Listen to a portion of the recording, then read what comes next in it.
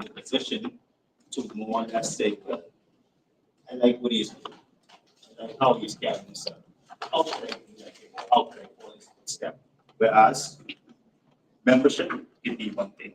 We can more or less talk them about being part of a men's alliance association. Whereas what we are all about, we are striving to be different from various different men's alliance associations. So, take for instance, other men's alliance associations have areas such as charity. They have other areas such as helping out in terms of the community, in the church, or however it might be, whereas it's a situation that needs attention, the men's alliance would actually send the clarion call and we'll get there and take it out. But mainly, as we move forward, we would like to structure the men's alliance kind of different. One, I would say, different from how things is done. Why? The world is changing. Seeing that the world is changing, we have to actually make the necessary changes in order to navigate in this changing world. What I mean by that is that some of the framework or the plans put together by the different organizations may work for them. But seeing that the world is changing, we have to actually sit down and craft a plan that can actually work, whereby as we pass the baton on to the younger guys that are coming up, they can actually carry on the legacy and more or less build what we already constructed for the foundation, which is now today. So we have issues like financial issues. So therefore, conversation about finances is going to come out. Whereas the world is changing when it comes to global finance. So as men, we must be very mindful and more or less vigilant about finance. Why? The majority of you all wake up every day, or you are there and trade your time for money. So seeing that you are in that position, trade your time for money, you should more or less educate yourself on finance. Whereas when we get together as the men's alliance, we can bring our great ideas together. We can be able to tweak them and come up with a plan that can actually benefit us. Whereas it can be an investment plan, it can be a charity plan, or it can be both. Whereas whatever we decide to do as the men's alliance, we have to actually bring it forward to everybody, let everybody out there. But and at the end of the day, once we agree with it, we know that hey, this is the vision that we have, and now this is the mission that needs to be done so that this vision can become reality. Second, food supply, food safety, food security. That's very important as well too. You know, we as men, the majority of us are going through health issues that are facing because of prostate issues, they have diabetes, and other various ailments. Therefore, we must more or less see our best as the men's alliance. We can more or less do some science research and studies about the food that we are putting into our systems. Second, security in terms of your communities that you live in. You know, we have a lot of crimes going on to the past. I would say for years, it's months, but the murder rate is growing very high and very rapidly. So therefore, we as men, we have to now let's step into the communities and with the younger brothers who are actually getting involved in these negative things within the community in terms of drugs, gang violence, crime, so on and so forth, to get them to understand that hey, the country is going in the downward spiral. Don't be that person that's adding people to the downward spiral. Let's see our best if we can come up with plans to help turn the country in a different direction because only so much harm for the people to do. So therefore, we must come together as men's alliance and see our best that we can make a greater impact in our country, not by just speaking, but actually going in there and actually doing the work, doing some work that is next whereby can make our light shine, our work shine. So therefore, calling on all of you guys that are here present to actually let's get involved and see how best we can make this happen as the time go by because we really run out of time, really, and actually The strength of a nation relies upon its men. So if the men are empowered with the necessary tools that is needed, then the country will crumble. So, brothers, the Men's Alliance have their meetings the last Tuesday out of every month. So the president and myself, we will be getting together more frequently to see how best we can put together some programs, whereas we can bring games up, we can do some initiatives, whereas we can get into the communities right away and make our presence felt because it's very much needed. It's very much needed. I don't know where the majority of you work. I spend a lot of time in rural areas and crime rate is rapid in terms of planning, executing, because we can see every morning we wake up, there's information in the newspapers about somebody getting killed, information on TV about what's going on. So it shows that the men aren't that intertwined or integrated inside the community. So we have to actually take the time to speak with these youth because people are really looking for a way of the church can only do so much, mothers can only do so much, neighbors can only do so much. So it has to be a collective effort from our men from all different aspects of our society. So I won't drag you all along, but I will introduce the next speaker who's going to come up, and he is going to elaborate on what the agenda will be moving forward. And from there, we will have a moment to actually ask our questions, concerns, queries. So without further ado, I will bring on the second speaker. He is the president of the Men's Alliance Association. Now I have Mr. Colin Johnson.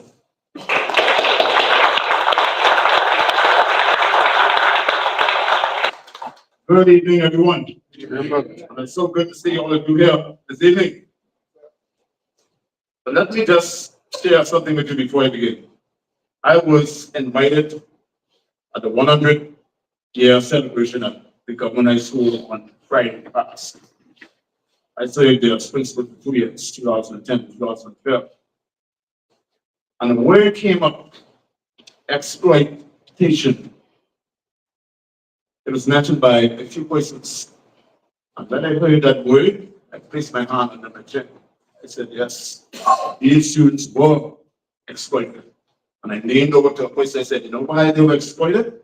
Because the Constitution of the Bahamas was kept out of the curriculum in this country. Because if it was implemented, then the students, the children of this country would know their rights, and the word exploitation would have never came up because they would have never been exploited. Share that. Before I begin, there's a voice in a song. When I read this voice, some of you may know the song, and it linked me to the Coalition of Independence. It says, I vow to thee, my country, on earthly things above, entire and whole and perfect, the service of my love. The love that asks no question, the love that stands the test, that lays upon the altar the dearest and the best, the love that never falters, the love that pays the price, the love that makes undaunted the final sacrifice. That is what we are all about. Okay? That song is I vow to thee, my country. I want to speak briefly on a man with a purpose. A man with a purpose generally refers to someone who has a clear sense of direction, goals, and motivation in life. They are often driven, focused, and work towards achieving their aspirations, finding meaning and fulfillment in their endeavors. This concept can encompass various aspects of a man's life, including professional, political, personal, and spiritual growth. Man with a purpose in the coalition of independence should be: one, driven and focused, have a strong sense of direction, and work diligently towards their goals. Two, goal-oriented, have specific aspirations and strive to achieve them. Three, they should be motivated, take action, and make progress in their lives. Four, find fulfillment and a purpose within the COI. Five, commitment, very, very serious. Be dedicated to your goals within the COI and work towards them. Six, sense of direction. Have a clear understanding of where you want the COI to go. Have a clear vision of what you want the COI to achieve. Once this is achieved, we all will have a feeling of accomplishment when our goal of victory is achieved. Then, if the COI must be heard, must be seen and heard, then we have to stand together, because when we stand together, if we don't stand together, divided, we will fall. And I used to always say to my students in my 41 years in education, don't you ever give up. The best is yet to come. I take this opportunity now as the president of the Men's Alliance to welcome Mr. Iram Lewis, sir. On behalf of the Men's Alliance, welcome. And like I am not the guest speaker, so ask me right there. I would now like to introduce our speaker, our guest speaker, Mr. Iram Lewis, sir. At the sign. So let's give Mr. Iram Lewis a.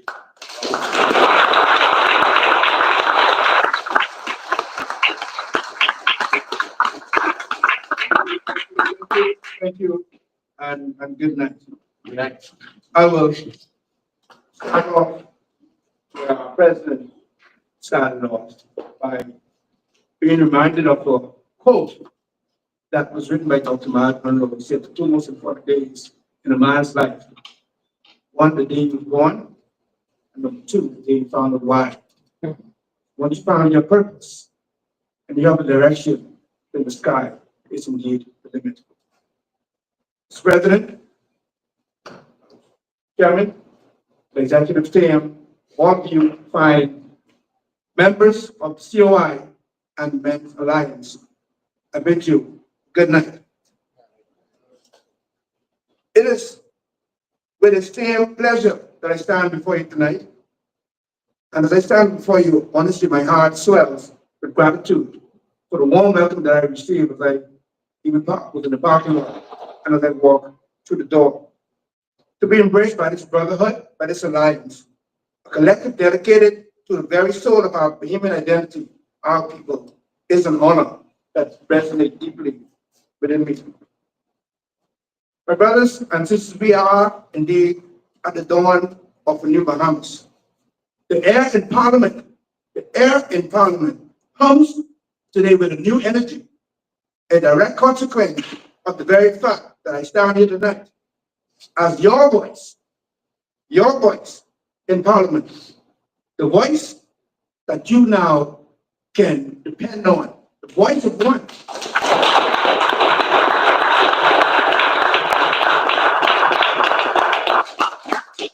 Your firstborn in Parliament, the voice that will be crying in the wilderness, the voice of one on your behalf, saying, make way for a better Bahamas. You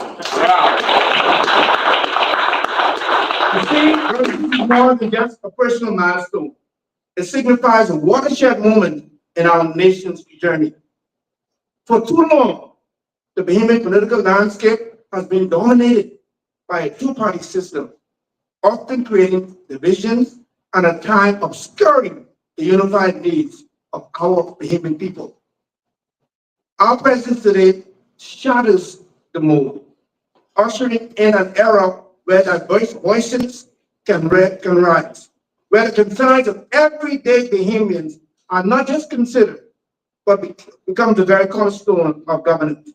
This is a testament to the growing desire for a different kind of representation, a representation rooted in genuine connection and unwavering commitment to those we serve. Now, a lot of time, a lot of questions were asked over the last few weeks. Why did you join the Coalition of Independence? Come on, ask me why I joined. I am glad you asked.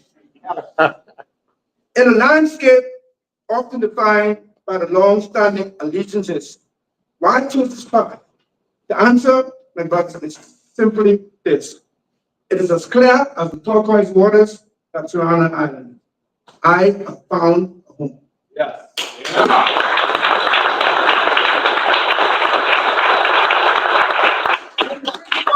On the vision of the coalition, I recognize a profound alignment with my own deepest conviction. Here, I discovered a shared belief that the true north of our nation compass must always point towards the well-being of not one, but every Bahamian citizen. Your philosophy, COI, first resonates with the core of my being. It is a philosophy that transcends political maneuvering and focuses squarely on the tangible, not setting dreams, on the tangible improvement of lives across our archipelago. You see, our gaze extends far beyond the horizon of the next election. While others are preoccupied with short-term gains, our focus is firmly fixed on the long-term prosperity and sustainability of our Bahamas. And one thing I want us to recognize, one thing that I've made commitment, and this is all about commitment. While those other two political parties are today concerned with the next election, we in the COI, we are concerned with the next generation. Yeah.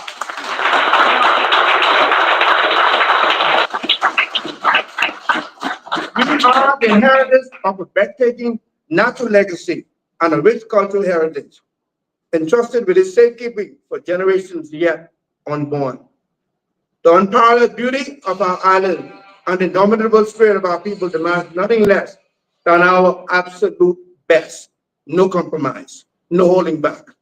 We cannot stand idly by while short-sighted policies threatens our environment, our economy, or the social fabric that binds us. The time for decisive action is now. Change ain't coming. Change is Here. Change ain't coming. We must act with courage, with foresight, and with an unwavering commitment to preserve our heritage and laying a solid foundation for a future that every Bahamian can thrive, not only survive, but can indeed thrive. This is not just about progress. It is about our responsibility to those who will inherit this land after we are long gone. My brothers, representing your voice in the halls of Parliament is my unwavering advocacy. And this, my brothers, is where our collective strength becomes a political, powerful force. I stand before you not merely as a member of Parliament, but as your direct conduit, your unwavering advocate in the halls of power. I'm here to carry the weight of your concerns, the vibrancy of your aspiration, and the urgency of all of our dreams into the very heart of our nation's decision-making process. My role, as empowered by you, is to ensure that the voice of the Bahamian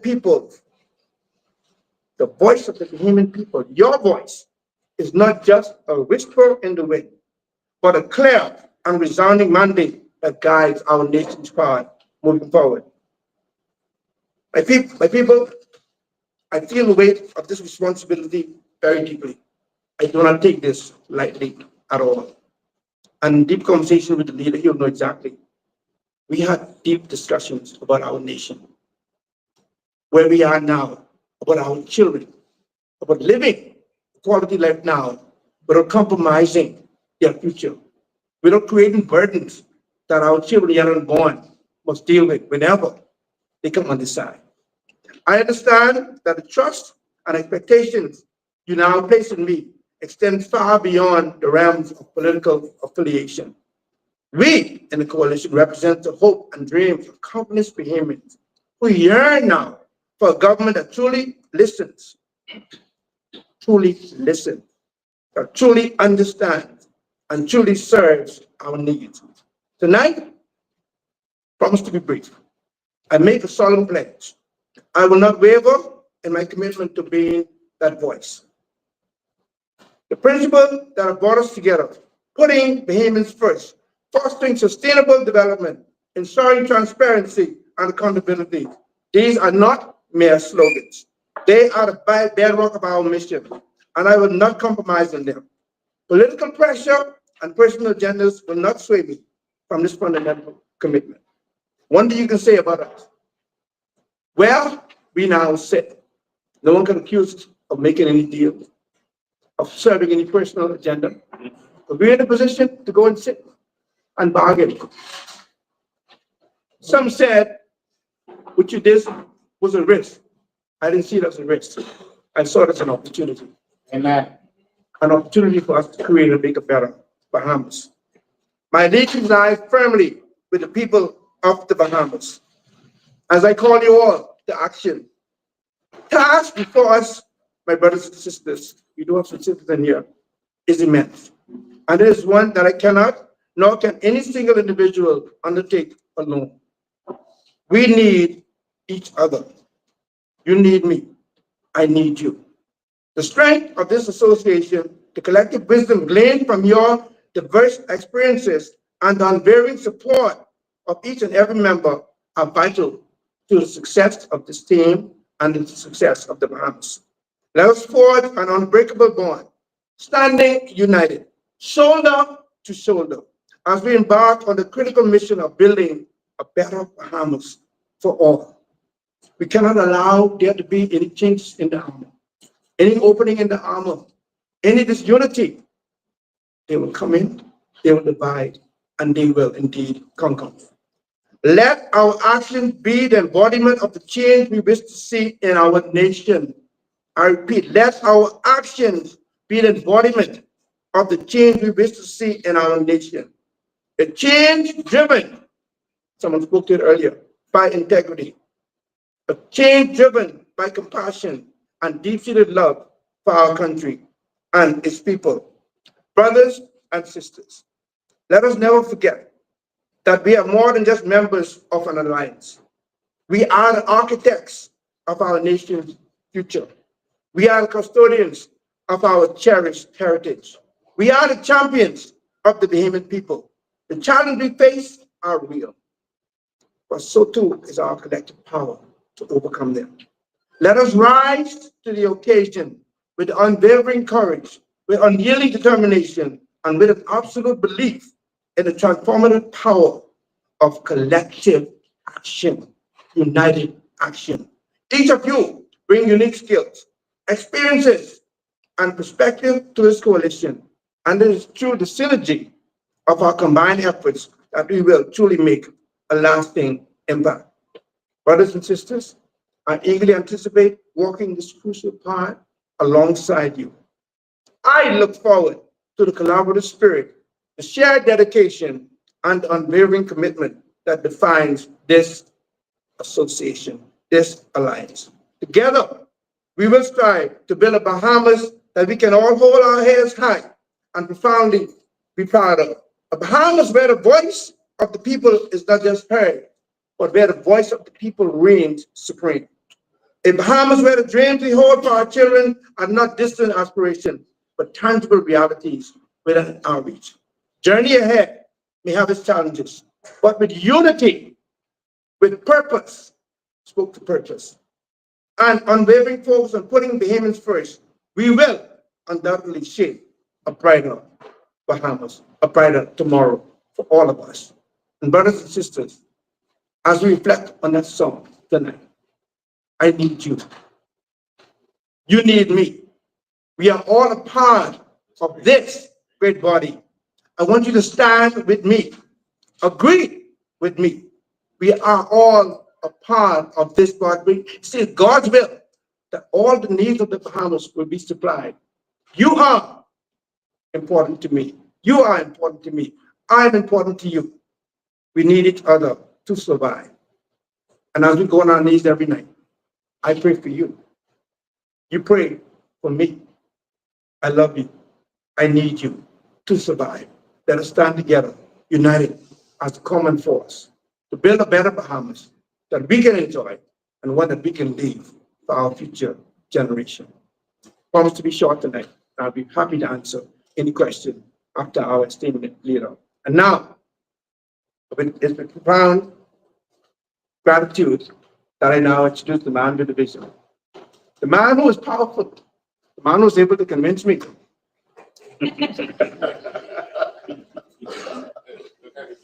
And it took some courage. But I'll tell you, as I walk around the Bahamas, as I walk around my island of Grand Bahama, pushback is not as bad as I thought.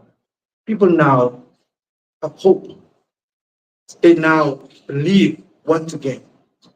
I was telling a friend, I went to an establishment in Grand Bahama, and a lifelong friend, over 60 years old, this man pulled me inside and said, Mr. Lewis, I'm so proud of you, the courage that you took, the move that you made.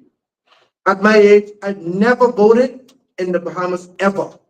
I've never voted before in my life. Since you joined the coalition, since I understood the mission, I went to the parliamentary registration department. I'm now registered and I'll vote for the first time because I now have a reason to vote. They believe in our vision, Mr. Leader. They believe in our vision, Madam Chairman. They believe in our vision, my brothers. Let us, in all of our vision, let us continue. Let us build on that vision.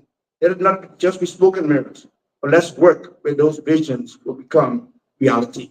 I now happily present our leader, our chairman. Sorry, stand to be corrected. Our chairman, Michelle Great, who indeed.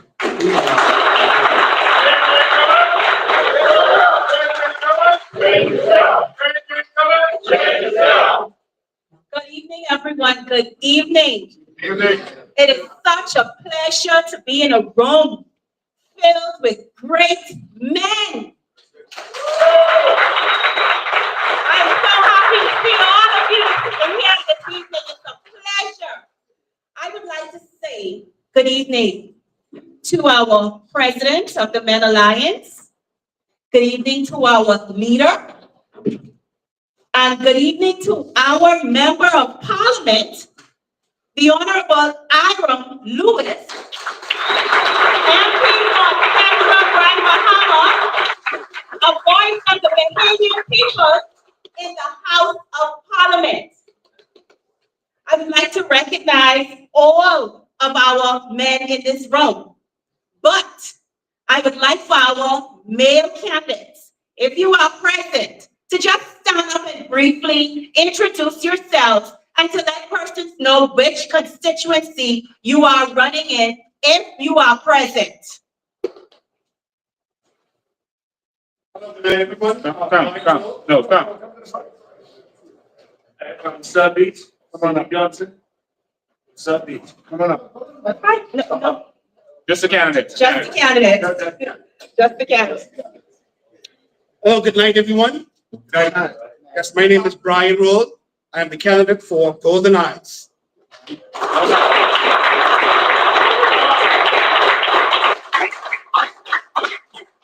Good night to everybody once again. My name is Jamal Woodside, for those that just arrived. I am the ratified candidate for the Centerville constituency.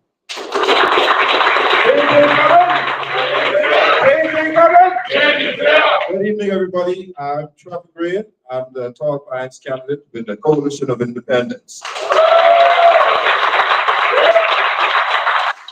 Good evening, everybody. My name is Kurt Farrington. I am the candidate for Southern Shores. Thank you so much. Gentlemen, these are some of our candidates that are present that will be running in the upcoming election for the Coalition of Independence, because this is a time for change.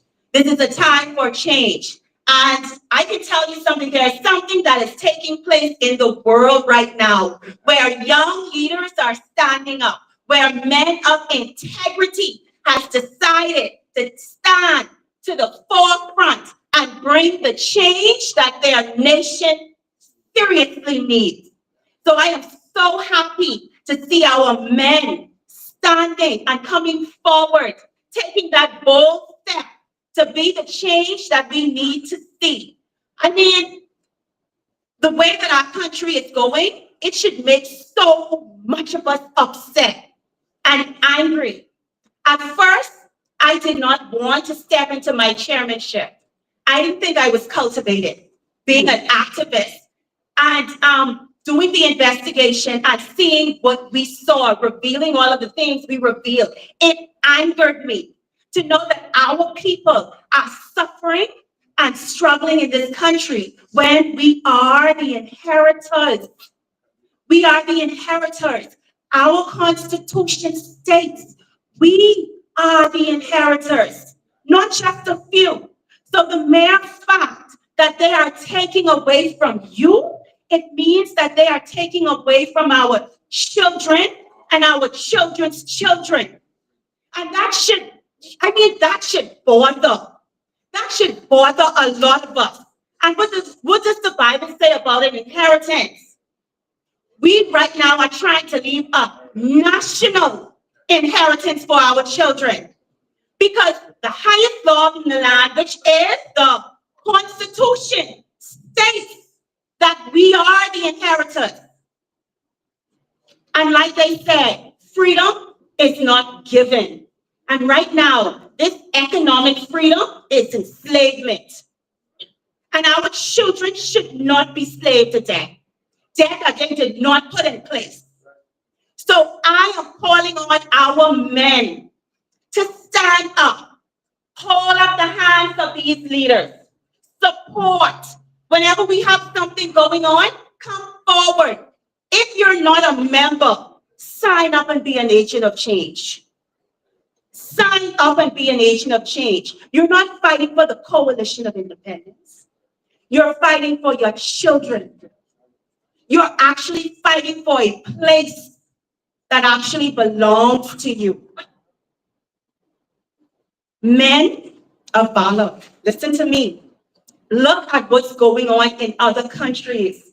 All of a sudden, everyone is proud to be African. Everyone is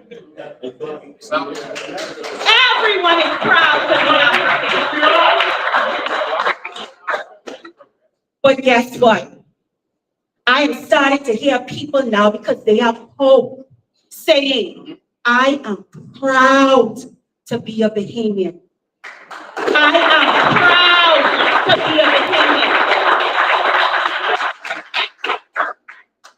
Lift up your heads to the rising sun, because listen to me, beyond that is definitely the new Bahamas. And every time I speak, I tell people the reason I fight so hard is because I can see it. I can feel it. I can smell it.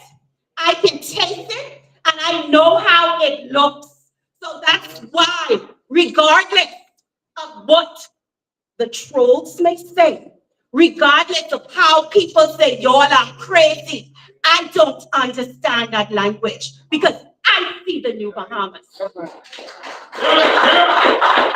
like I said before, I am tired of my people.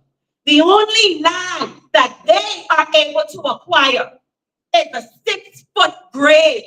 It's time for us to possess our land. It is time for us to possess our land. And what I see in this room are kings. Listen, your country. I see kings, and kings sit to the table and they plan and they chart the future for their families. So we are going to do so for our nation. So I'm calling on all the kings, the Bahamian kings, to stand up and to take your rightful place in this country, not just for yourself, but for your children and your children's children and the children you will never get to meet. So we are going to leave legacy. We're not going to leave debt. We are going to leave legacy because, my fellow brothers, change isn't coming. Under the coalition of independence, the change is already here. It's already here. So please do not be discouraged. And if you find yourself discouraged, lean on the brotherhood. Lean on the brotherhood, because I guarantee you, the sisterhood isn't sleeping. All right. Our president then in competition. The sisterhood is not sleeping. We are here to stand behind you, and we are here to support you. We just need you to stand. We just need you to stand. And I want to leave this one thing with you. A young man asked me in my constituency, he said, if I vote for you, are you going to give me a job? I said, what? See, now I'm not a politician. So my answer was not political. So I said, what? He said, if I vote for you, now he is under the age of 24. If I vote for you, are you going to give me a job? Lord, forgive me. We are in church. I said, hell no. He said, what? He said, but I live in your constituency. I said, no, I'm not going to give you a job. I'm not working this hard. The COI is not working this hard to put you on a job. We are working for you to be owners. When the investors come in this country, 51% ownership to Bahamians. You are not here just to be laborers. We are here to be owners, to take up our rightful place in this country. And that we shall. That we shall. My child is not going to be a laborer only. He will do that by choice. That will be by choice.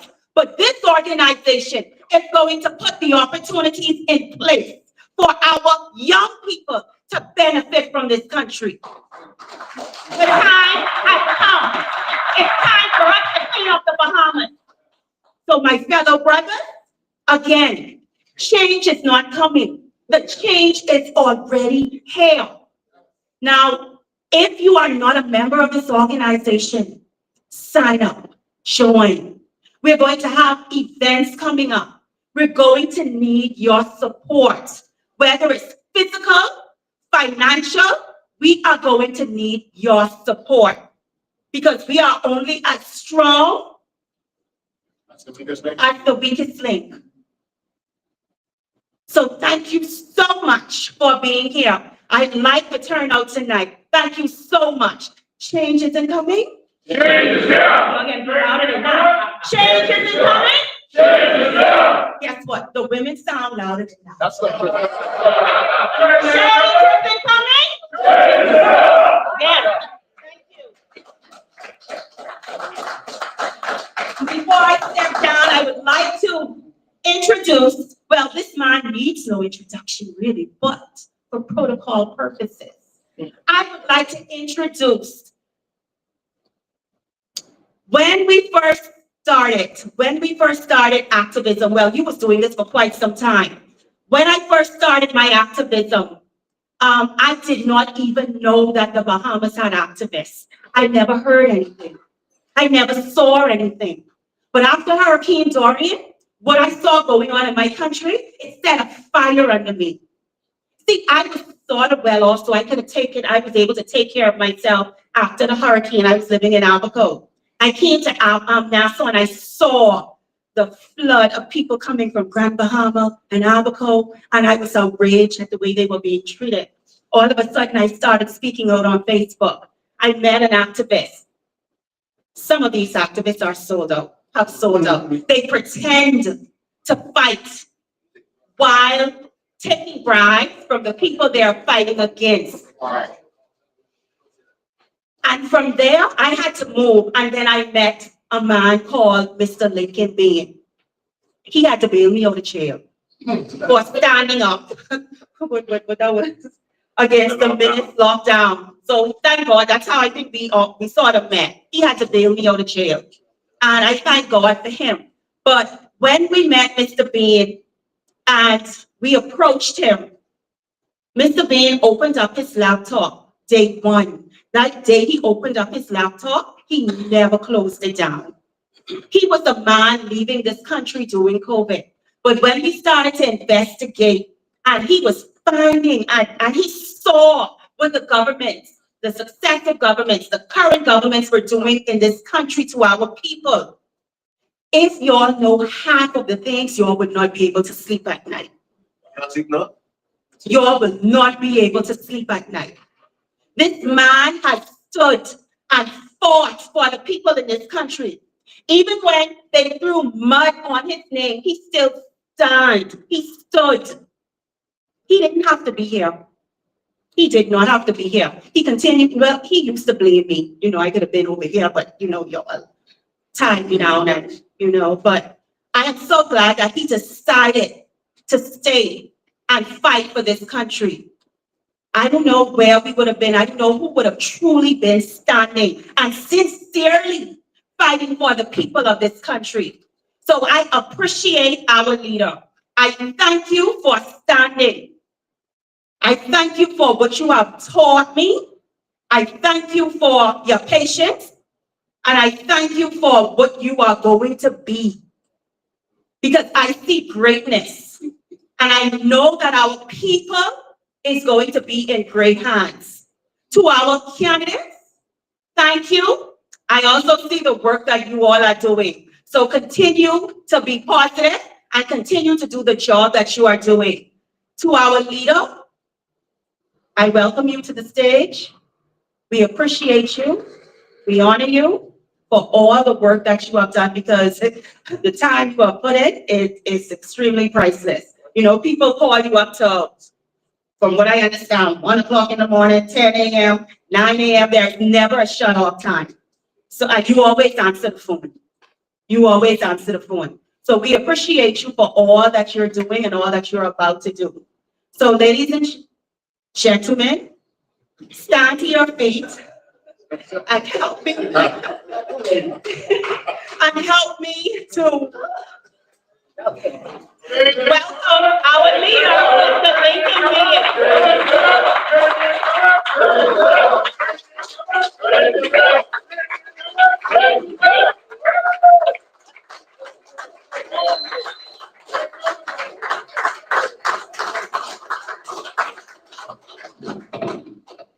Good night, ladies and gentlemen. The two ladies and the 600,000 men. Four ladies. Oh, yeah, you can't go and get it. Okay, 4 ladies and all these men. Boy, they say it's a man shortage in Nassau, but that's a lie. That ain't no true. All the men here.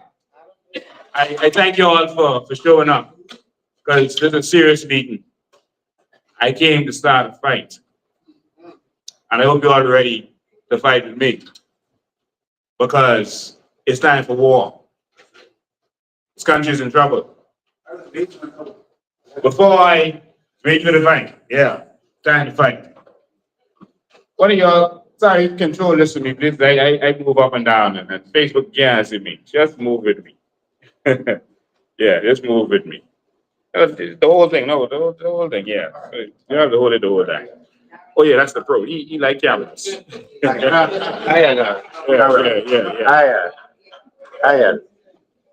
Listen, before I get started, I just want you all to know that we now have our paraphernalia caps. We got caps here.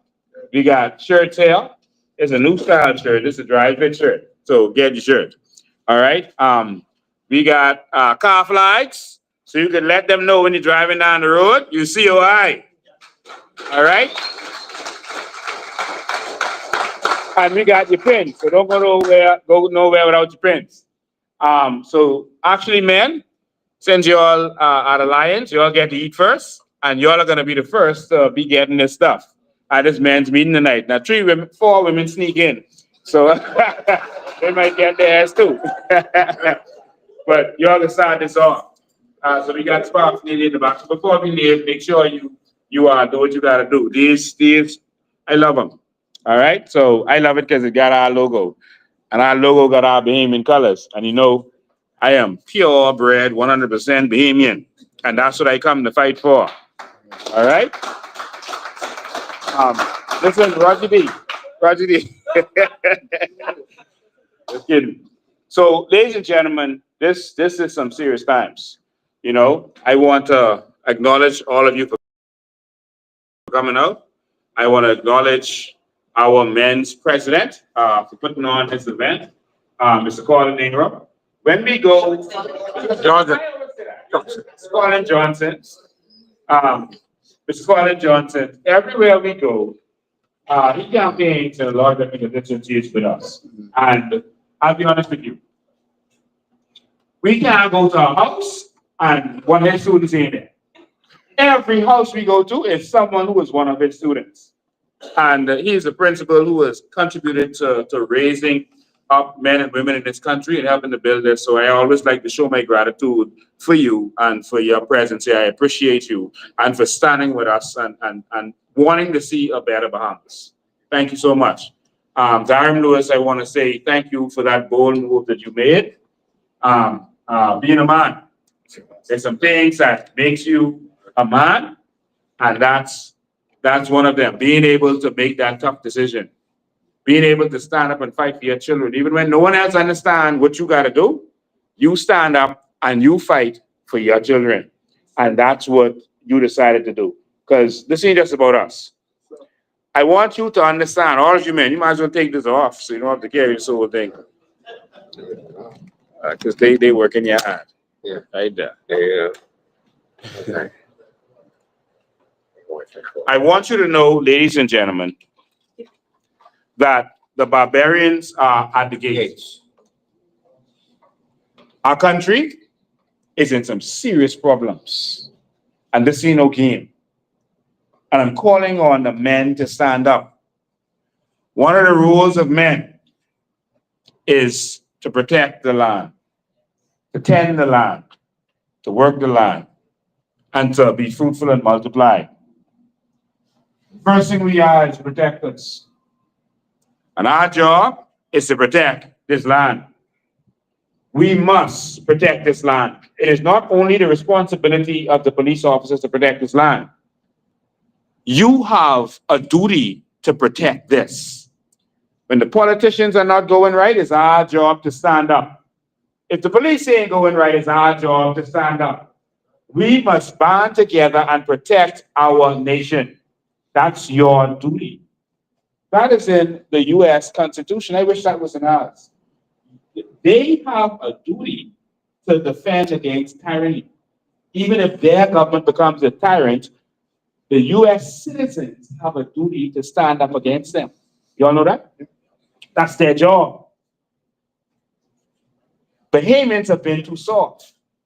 Get to that in a minute. Our job is to protect our land. Did you know that the British brought in foreign police officers to control Bahamians many years ago? And that's how we got many of the names that we have in our country, like Maynard and Pinland, Bailey. They were foreigners who were brought in from Barbados and Trinidad and Jamaica that were brought here to control us, because they couldn't really trust us, as soft as we were. And they brought in a different set of people to protect our land. Can you imagine that? They brought in a different set of people to protect our land. And it turns out that Bahamians were so soft, and we were the softest of the slaves all around the plantation in our region. They were the softest. And it turns out that those foreigners who came in to work, because they rather let a foreigner get skills and have skills than for you to get that. They rather foreigners come in to teach and to be teachers than for you to get that. Let the foreigner come and do that. Don't empower them. They rather the foreigner come in and be the police officer, the police commissioner, etc., etc. Don't empower the Bahamians. Bring some other people to come and lord over them. I'm giving you a history lesson tonight. And I want you to understand the reasoning behind it. And then guess what started to happen? What started to happen? Those foreigners and their children said, you know what? There's oppression in this land. We need to stand up. Our first MP was of foreign descent, Stephen DeLitt. Pinlin was of foreign descent. His daddy is Jamaican. Okay, thanks. Maynards, and many others I could name. I don't have to go through the names, but plenty of names. I know you all never wonder why you look in the phone book and you only see a couple of people with this name. That's because it's not a Bahamian name. They brought these people in. And these people, because they have a different mindset and culture from us, who will just sit down and let them railroad us because we need that job. We got a mortgage. You're in school. I ain't saying nothing. Oh no, I ain't getting that right now. Oh, it's too much of a risk. Those foreigners said, no. We can stand up. And their children had a different DNA from us. This important lesson I'm saying to you all tonight, men. They had a different DNA from us. And they stood up. Finland got locked up defending this country. Even in Grand Bahama, he got locked up. Which other prime minister get locked up? I could be the only other one. Others got locked up. They fought for, see, they had a different mentality. You get it? And guess what? They now are in a position of power in our country. They, the big black families in our country.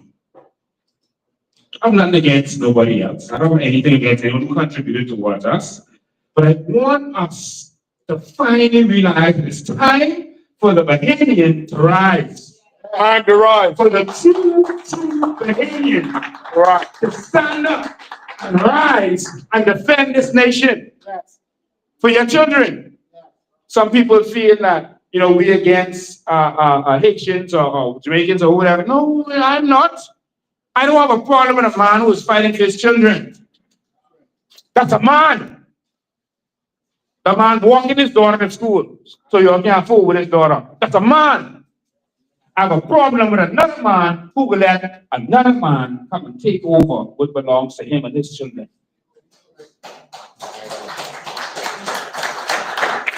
If anyone else take over, I don't blame them, I blame you.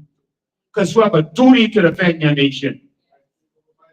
If China comes and take over America, I don't blame the Chinese, I blame the Americans for letting it happen, but it will never happen. We have to stand up and defend this nation. We are being sold out from within. The reason there's never been a priority for Bahamian first is because we started off with foreigners having to fight for us. We started off with foreigners having to educate us, with foreigners being the police officers, with foreigners being the members of parliament. They are now our national heroes. Bahamians, rise up. It's time before we lose this nation. And so we have a duty to protect this land. That is our job, men.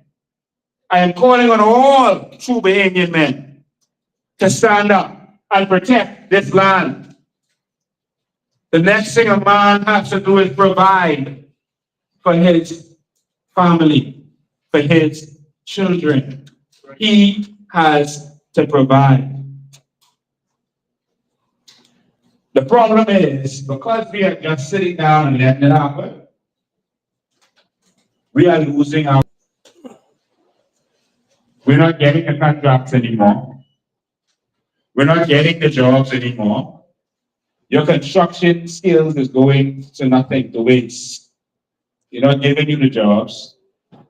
The legal and illegal foreigners are getting all the jobs.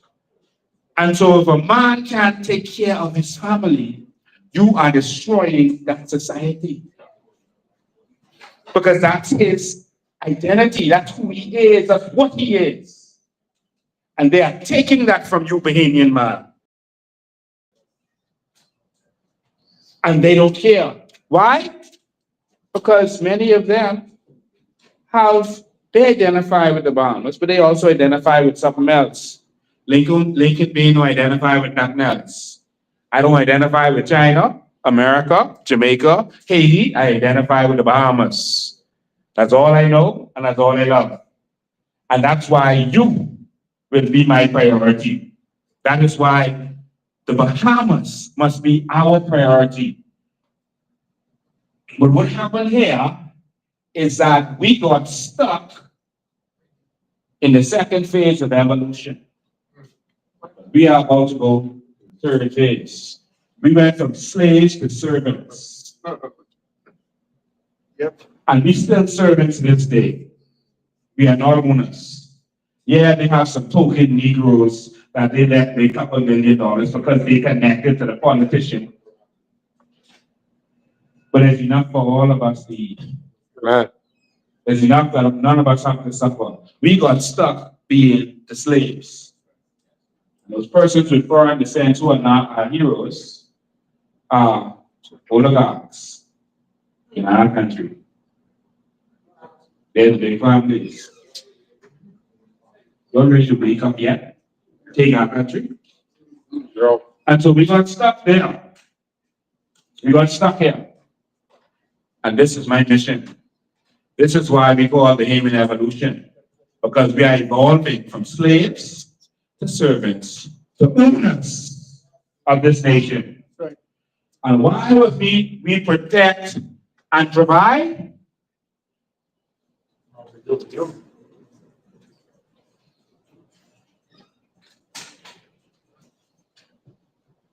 A Asian man who despises, I admire. He fights for his children in a foreign land to make sure he get what it is. He taking that. He go in that land, he go build his house. You think he wired with Ministry of Works? Taking what it is. He can learn your skill and then take that over. We taught them to be masons. Us.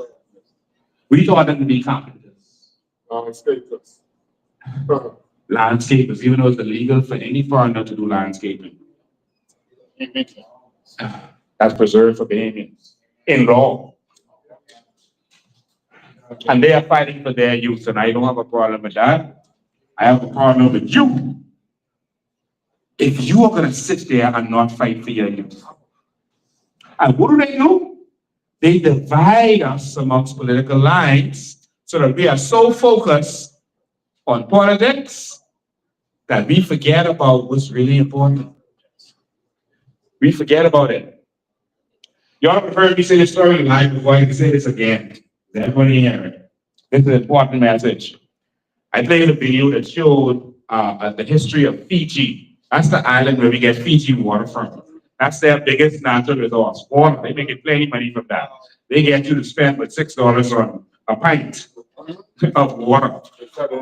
All right? And they were doing good because they had their natural resource. They had some really good beaches. They had good beaches. And so tourism was good. And so they were doing well. And so they were bringing in Indians to work for them to be their labor. And the Indians was their nanny. The Indians was their maids. The Indians did their lawns and the housekeeping. And then eventually the Indian population started to grow and grow and grow. And eventually these Indians, you couldn't do them because they would say, oh, they're Fijians. They got rights just like you because they were having children. They were being born there. And eventually their population started to grow. And guess what started to happen in Fiji? The politicians started pandering to the Indians to get their vote. All Indians vote for this party. All Indians, this time we're voting for this party. And the Indians would start to swing when they want to get what they want. And then it came a point where the Indians matched the Fijians 50-50 in population. And so the parties handed them, oh yeah, once you get the Indians, you got this, it's an easy one. And then in the last minute, an Indian ran for president. Hey, what is it, Indian? You don't want to vote for him, Indian. That's like Louis George is running for prime minister. And just how you laughed, they laughed. And guess what happened? All the Indians voted for their man. 1987. And all of a sudden, an election night, everyone was so focused on their party. I had this and I had that. I just, for them, I don't care. I don't care what happened. This is my party. I bought it. My grandmother just, oh, I just PLP. It doesn't matter. I don't care. It's PLP or nothing. And the Indian came and won. And I was like, hold on, what just happened? And you know what happened? The Fijians, who were soft just like us, had to rise up and have a coup. They had to go with grab up guns and hatchet and knives and storm the government and say, no, this land is our land. And so the Indians said, no, this democracy. Majority rule. The guns won that time. And then the Indians took over again because they were legitimately respected because they won the election. They had to have 2 coups in 1987 alone because they were so caught up on PLP and FNM, I'm the rebate, on PLP and FNM that they didn't realize they were being taken over. And the PLP and FNM was selling them out, selling their birthright, selling papers, doing all this stuff right into their noses. And they had to have 2 coups in 1 year. They've had 4 coups since the Indians keep taking over legitimately. Because it's the majority rule. That is in Fiji. Go and look it up.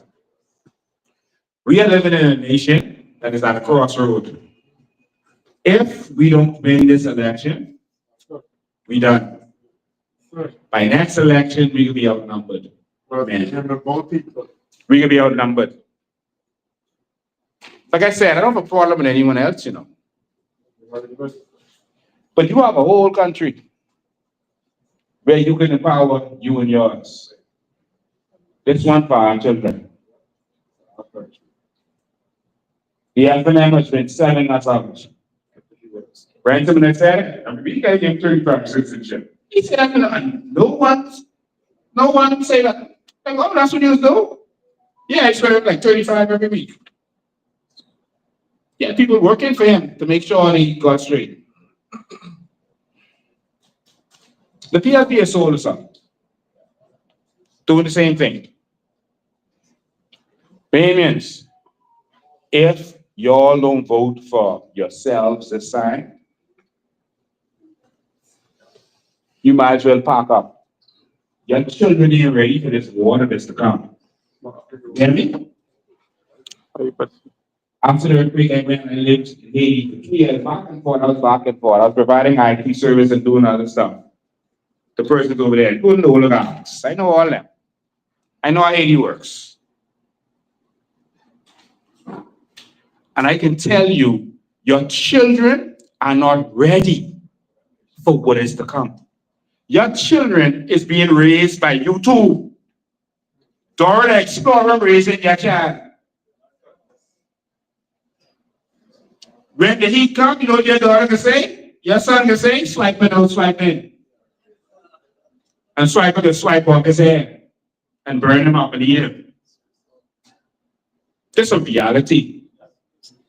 I am calling on Bahamian men to rise up.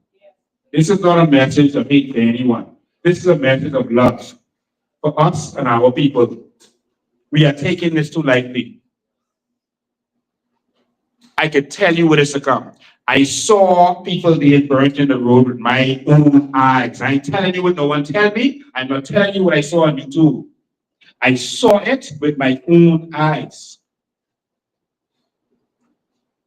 We have to make sure that it doesn't get there.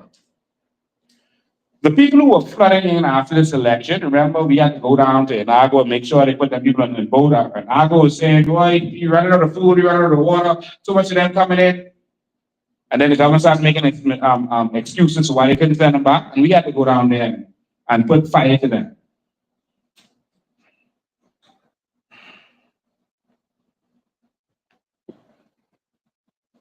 Men, we got to fight.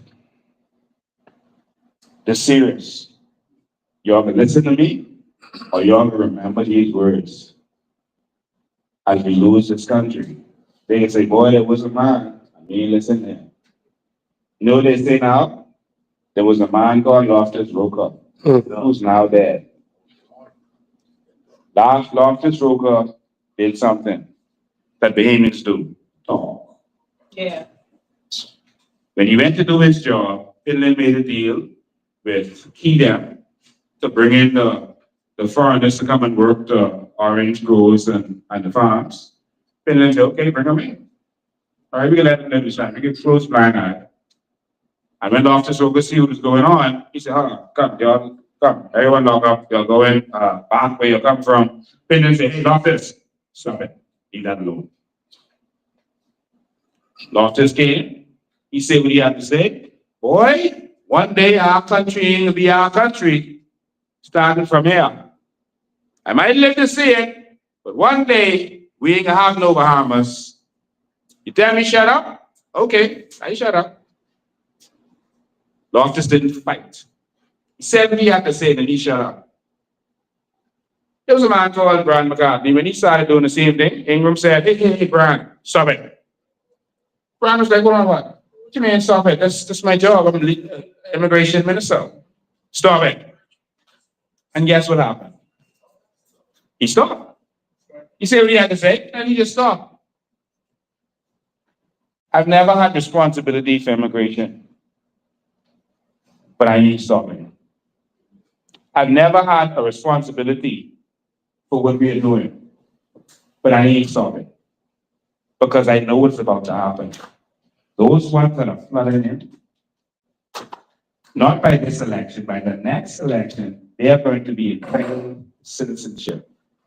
Lawfully, because they've been here for a certain amount of years.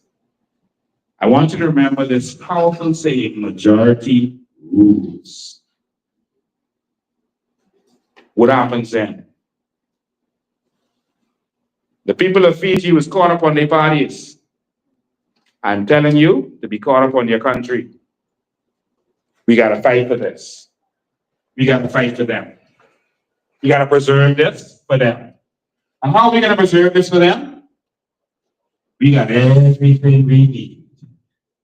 Everything. And we got more natural resources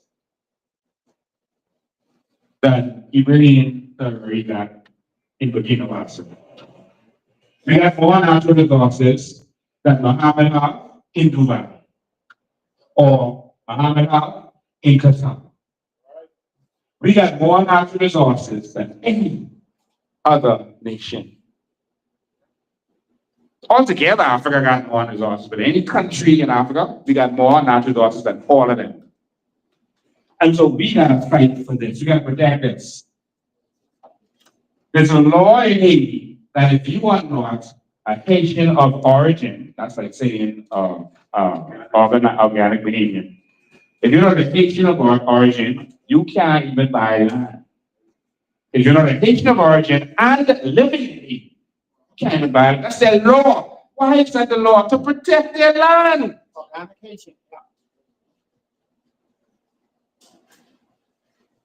But y'all let Ingram remove the movable properties out. And no one say nothing. So we know what's going on. We have everything we need. Our land is natural resource. I heard me preach that over and over, so I don't have to preach that tonight. We have everything we need. Bahamians. God gave this to you. He gave you this land. Men. And he told you to protect it. and to till this land and to bear fruit. But you're letting them take this from you. And that was good. They just, the Bible said the biggest poverty is when you don't know what you have. That's the ultimate poverty, when you don't know what you have. So they lied to us and told us, no, you got natural resources, fine. Natural resources. And we believe them because we just trust the politician. You just trust them. Oh, they can't be like, shut the coat to be wearing. So that tight necktie, they can't be lying to us. Man, he should have big hat his wife have on. No, man, they're the good people. They're lying to us. No, man. You see how he speaks like the queen? He talk like the queen. He can't lie. And they told us it was worth nothing. When we start showing the evidence, they come and say, oh, it's worthless. Yeah, it's natural resources, but they ain't worth nothing, man. Don't worry about that. Natural resources. Oh, let me get me and tell his dream. Don't listen to him. Listen to us who've been lying to you. So you can believe they can tell you the truth or me you lying to you. Who you can believe? And so it's going. On a crown line, they don't want to give it to you. You own that. They will fight you for that. And you see, we have to fight all the defense force and everybody else. The minute Bahamians say, we taking this land, now Haitians been doing it for how long? Yeah. The foreigners been doing it for how long? Yeah. The minute Bahamians come and say, this is our crown now, we taking this.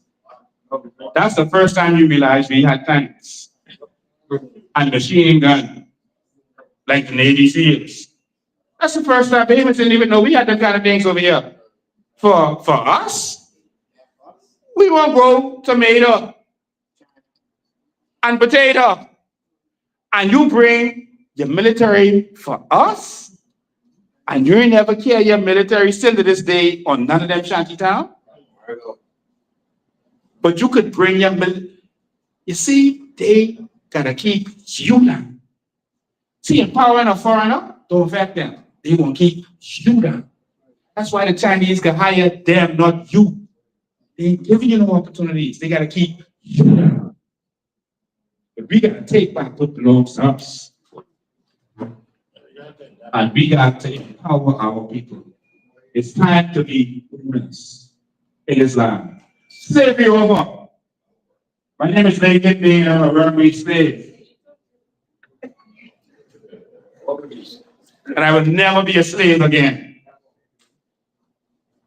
And so we gotta empower every single Bahamian with entrepreneurship. And the only way to get there is through vision. And we have done what no other party has done. We presented a vision to the people. It's never happened before. A manifesto isn't a vision. That's a to-do list. That's why it's bullet points. We have presented a vision for this nation, and that's what we're going to do. We are going to take back this land like the slaves on the Cameron plantation who bought their plantation from their master. And they are now some of the wealthiest Americans because they had a head start. But they don't never want you here but them. They can let you see the rich singers and the rich actors and the rich rappers. They can let you see them. But they ain't gonna let you here but them people from the Cameron plantation who bought the plantation and inspired others. 70 others in North Carolina alone. 100 and something in Atlanta, Georgia. They want you to know that there was some slaves for themselves, their own community where everyone benefited. And they pretended to still be slaves so that no one could catch on to what they was doing. And so some slaves ran up north, but some of the slaves ran to one of those free plantations because they thought, some of the white men thought the white man was still running that plantation because they was running for so long, generations. They never thought that black people could be smart enough to think on that. And that a white man, lazy white man, who didn't want to work, would actually sell out this plantation. We gotta start thinking differently, Bahamas. So for our men, it's time. It's time for a new kind of thinking. It's time to build a nation for our children to grow up in. Every time I see a young man or woman have to leave this country, go live in another country, we have failed as men in this country. If a man does not build a home for their children and their wife to live in, you have failed. We have not built a country for our children and wives to live in. Our children now have to leave us. They are splitting up families. When our children go to get educated, they don't come back. And they say there's nothing to come back to. That means we're failing. And we keep voting for failure. So the parents tell them don't come back. That's true. There's nothing to come back to. Why? Because you keep voting for failures. You know what can happen if you put these fellas back in. They're looking out for themselves and they're looking out for the foreigners. And guess what you do? Man, I don't care. Well, I just BLB, so yeah, whatever. Whatever. Yeah. And your child can't come back home. Your child going over there, experiment with them funny lifestyle and coming back with a different sex organ.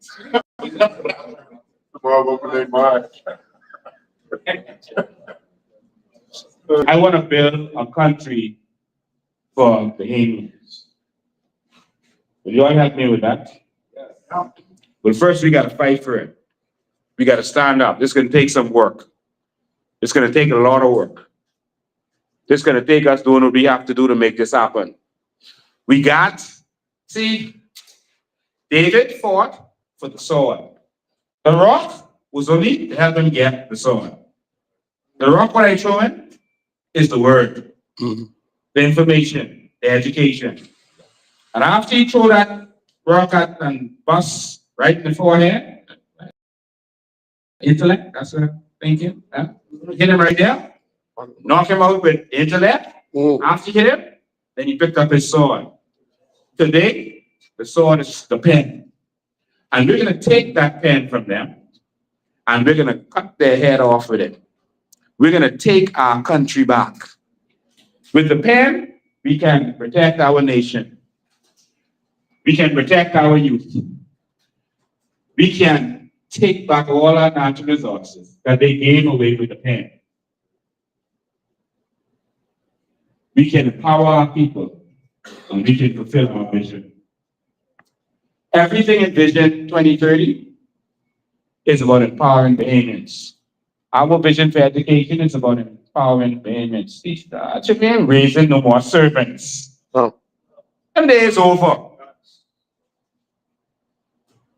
Thanks, Mr. Colin Johnson, for all your in education with the curriculum they gave you all.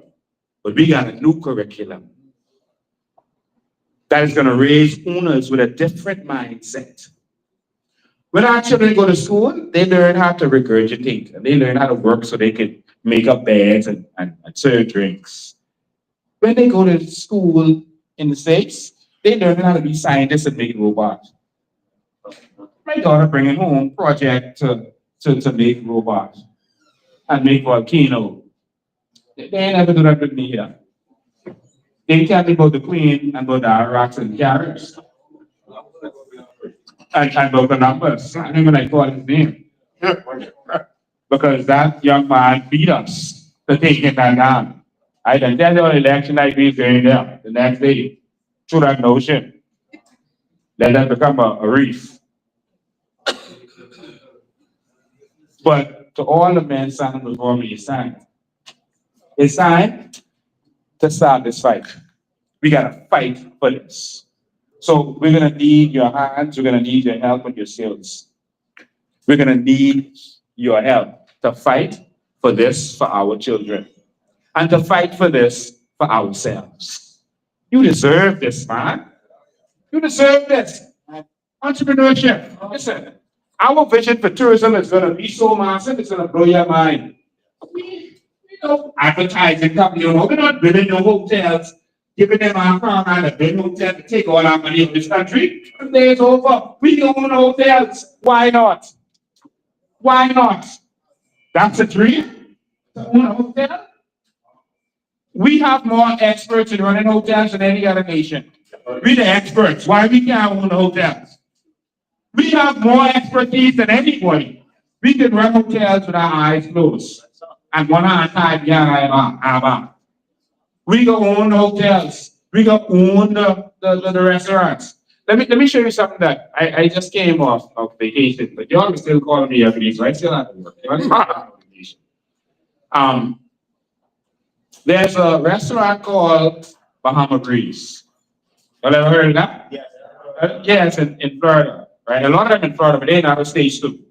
All right, but most in Florida, like half of them in Florida. It's called Bahama Breeze. Y'all know who own that? Chicken own that. No, that is owned by absolute foreigners, Americans.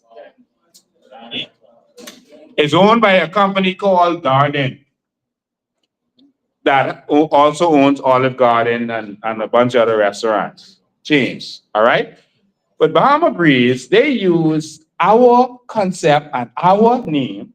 So people like, yeah, you been there, good food there. They selling kung fritters and what you call it, crab cakes.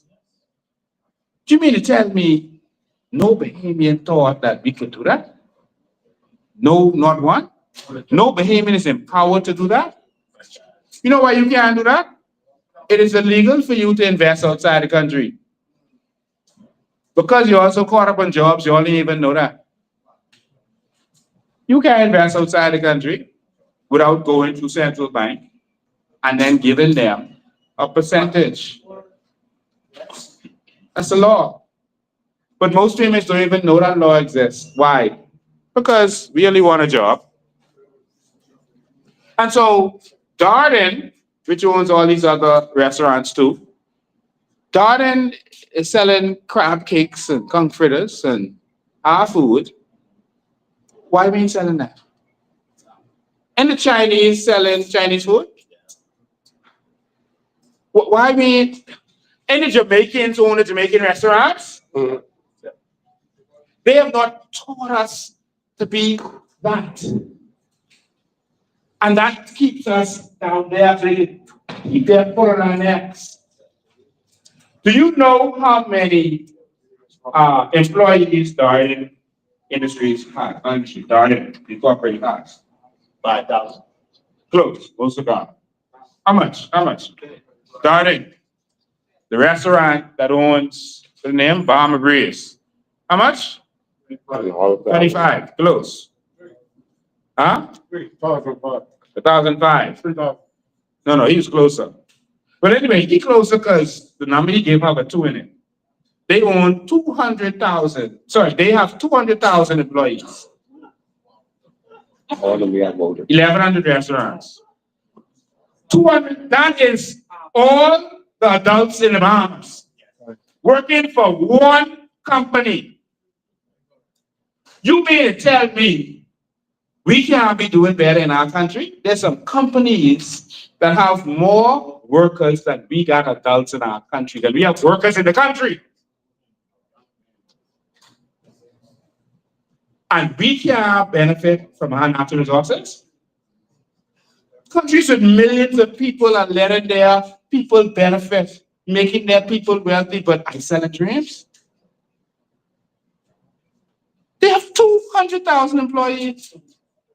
Google has 200,000 employees, an average salary of $120,000. And so that's the average salary. They got as much employees as we got people, and they are giving their people more than 100 grand on average. Think about that. We selling dreams. No. We got to fight for this. We are the critical crossroads, men. And all I doing is asking forward and to help us fight, help us walk, help us build, help us clean, help us talk, help us knock on doors. We got to fight for this. So the question is, do we sit back while our country goes to nothing? What you could tell your children 10 years from now, 10 years from now, 10 years go like that, when we don't run this country no more. Well, you can tell them you did. Boy, well, you see, I had this job, and why you could take no risk, boy? No. I had one fella called me, he wanted to be a candidate. Good fella, prominent, good job. And he said, man, I can't take that risk right now. I can't take that risk because, I might lose. I got a couple of contracts, and I can lose them contract if I, try to fight the government. I said, my brother, when we lose this country, we'll lose them contracts anyway. The people are already losing contracts. The Bahamian men are already losing contracts. You go to Abaco, you got to go to a foreigner to get a job because all them getting the contracts. I want you to understand how critical this is.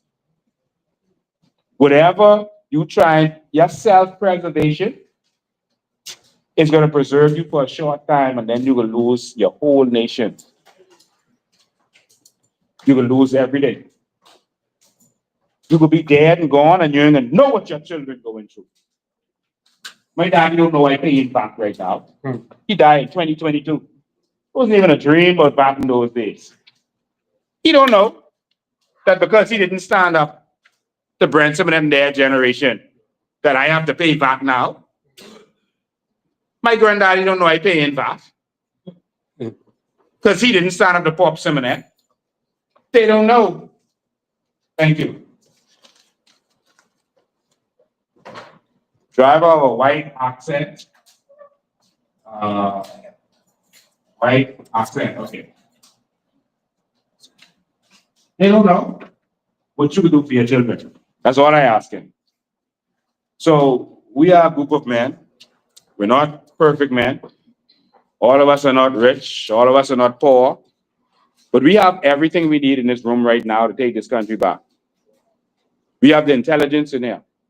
We have everything we need. Everything we need is right here. Are you all ready? Well, if you stand with me, it's time to fight. And that's all I ask. I want to open the floor to y'all now because I want to hear from y'all. I want to answer your questions. I want to hear from each of you. So ask your intelligent questions. The whole Bahamas watching. Tens of thousands of people are watching this. We've come to start a fight. They know that we have come to take our country back. I ain't come here promoting FNM, PLP, or COI. I came here promoting Bahamian and Bahamianization and saving this nation. We in trouble, y'all.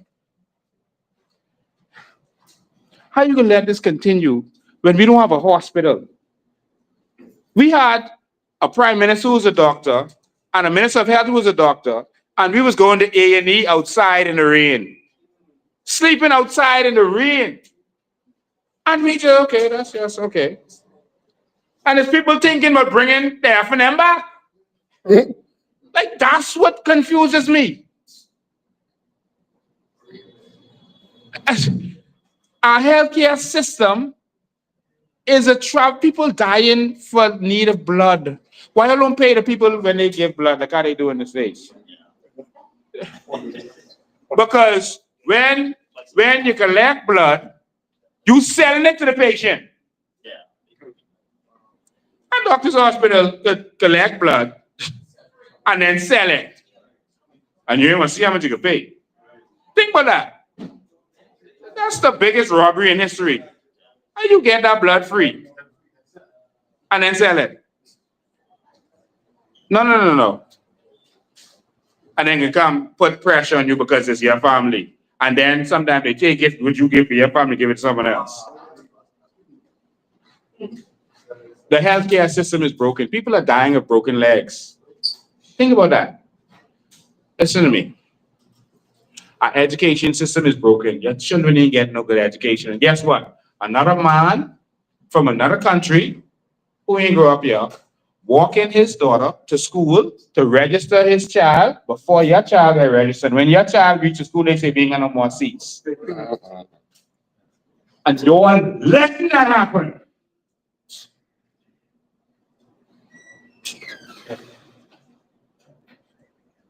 There's so much more that I could talk about, but I really want to hear from y'all. They're going to be talking about the financial and banking system. Um, there's the financial and banking system in House Assembly. Tomorrow I go into the House Assembly. Be in the House now. So I can be spending time with them. And so we got to make sure stand up for the Bahamian people who paying these high fees. So we got a solution for that. We got a solution. Because we can nationalize by Bahamas and we can make sure them fees yeah. All right. And so they can keep their high fees. When all the Bahamians start going to Bank of Bahamas, they can catch sense. They catch sense quick. But I want to open the floor to you now. I want to thank you for listening to me. And I want to urge you, when we call you, come. We can need your help. It might be to sweep and mop. It might be to cook some food. Boy, man is the best cook. I see you all got some platters there. Boy, I feel guilty. I cause our food to go cold. But it can still taste good. But I wanna, all the candidates come and stand in the back of me. 1 sec before I open the floor. All of y'all who here. Come and stand in the back. The man.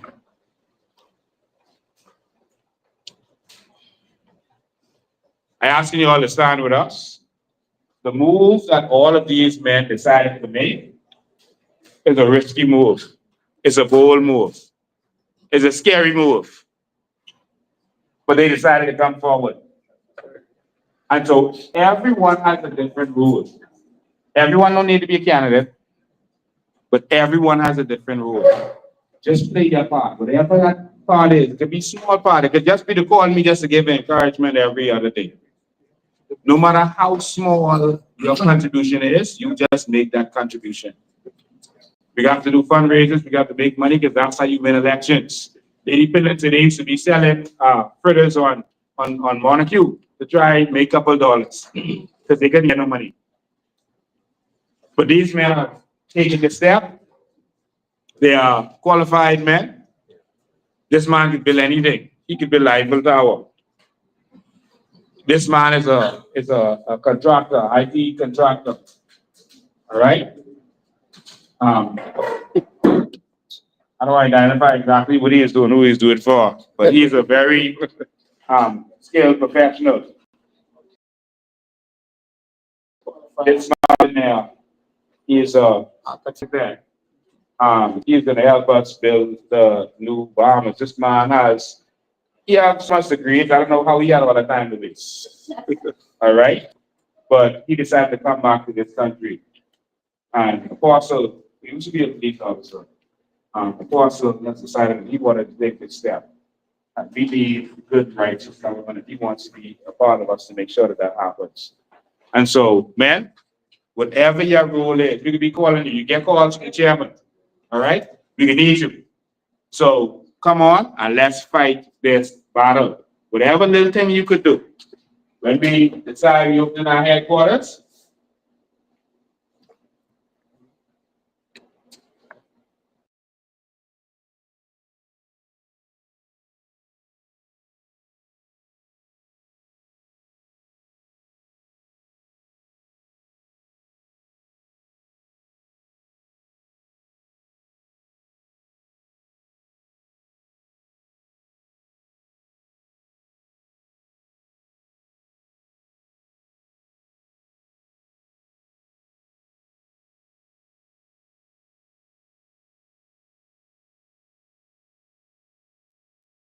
okay, so grab them ears.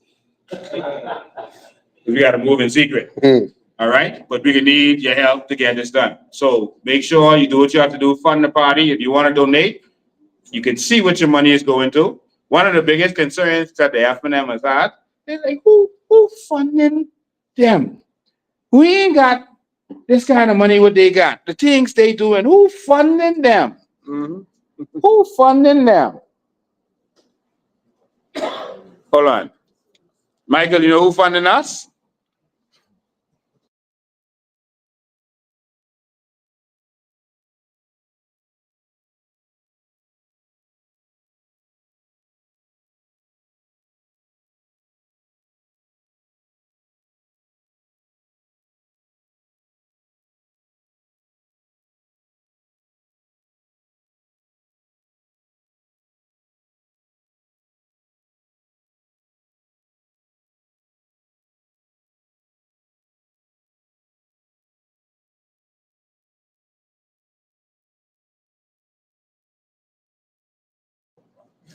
All right. So I want to just get started, guys. Dr. Obviously, I appreciate you all and for making this bold step. Right now, we have a balance of men and women. I think we have about 32 candidates who are ratified now.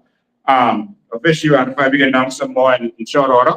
And we have a balance of men and women for the first time in political history. Well, we did it last time, but we could do it again. But we need our men to rise up. All right. So I'm going to open the floor. They have the microphone in the back. We want some questions. Let them hear that we are intelligent, that we are serious, and no holds barred. Any question is, you might not believe something could be done. Mr. Johns, ask the questions. All right. I can assure you that this is in us. Y'all don't see me holding up paper, right? Y'all never see me with paper or pen, right? This is in me. The master has put this in me. I am pregnant with something for the Bain people. And this baby is gonna come forward. The master put this in me. And I push in. And I push in. And sometimes it's hard, boy, but I push in. I don't know how women do this. But I push in. It's some serious birth pains. I had to sleep on jail cell with pee on the ground.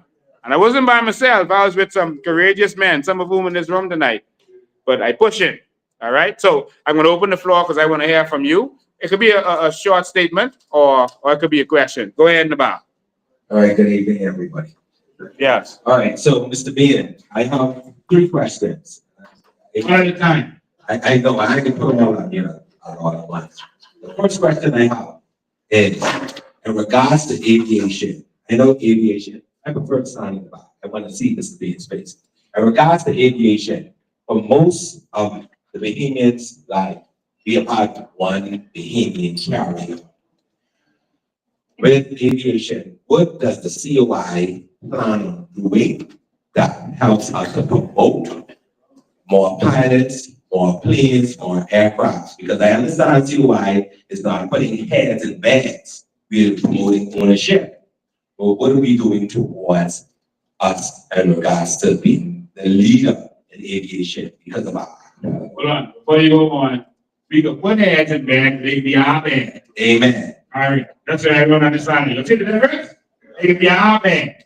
All right. They can be our head, they can be our bag. Amen. All right. And so, all right. And so first in the aviation question, one of the first things that countries like Dubai and Qatar realized that if they wanted to go into tourism, they had to go get their tourists. And so they formed airlines and they sent those airlines to go get their people because you can't depend. That's a matter of national security. If tourism is your number one industry, you can't depend on someone else to bring the tourists to you. That's the first thing we got to change. That's why Lincoln Bain is saying we got to have cruise ships. I'm not depending on Carnival. This is our number one industry. We got the ships. If tourism is our number one industry, and it won't be for long, but if tourism is our number one industry, go on the side of it so I can see them. If tourism is our number one industry, we got to own the hotels. We can't depend on someone else owning the hotel. Think about that. And so that's how we're going to change the thinking. So with aviation, we're going to go get our customers. So we're going to reform Bahamas Air. The only reason Bahamas Air isn't operating like it should today is because of corruption. Right now, Bahamas Air just bought 2 airplanes. Y'all heard about that, right? Y'all heard they said they buy 2 airplanes? They spent millions. Right? And yeah, you know why? Because those planes are in the airport, in the hangar, with no engine in them. Planes for parts.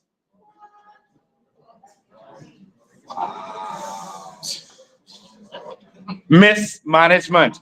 Why would you buy 80 planes when 80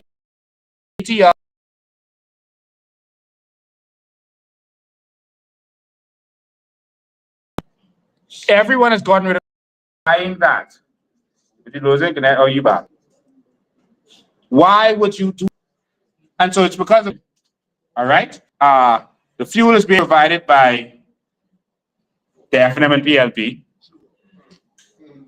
The parts are being provided by whatever crony could go hustle these parts. And so it's corruption that is hurting Bahamas Air and mismanagement. The present chairman of Bahamas Air, the present chairman has zero experience in aviation. Wow. Zero. Bahamas Air, well, listen carefully, used to have baggage, they call them the ground staff, right? The ground analysts, right? We call analysts. Remember when you come down up the escalator, you see all these people travel. If you go travel this week, you can see none of them. Where they going? They told them that Nassau Flight Services is now going to be handling the ground services, the baggage and all that. That's why it's taking so long now, because they are understaffed. They brought in some fellas, and they believe that because they have to now spend more money, because when they were employed with Bahamas Air, those persons were employed. Now, Bahamas Air has to pay Nassau Flight Services to do their baggage handling and to do their pushback and everything else. And so now you got a middleman in there instead of the staff who was doing it. Everywhere they want to do corruption, you see a middleman pop up somewhere. Even the drug dealers know you could never save money with a middleman. But garbage collection, the generation of electricity, water and so it's been making water. Well, how you need some middleman? Why we can't generate electricity? Why it gotta be Frankie Wilson them generator in our building we pay for? Think about that. And so I know you're there, but we are going to transform the aviation industry. We're going to invest in that, get rid of the corruption, be above board. We're going to save money by making sure there's no middleman. And we are going to go for our customers wherever they may be. We're going to compete on the international.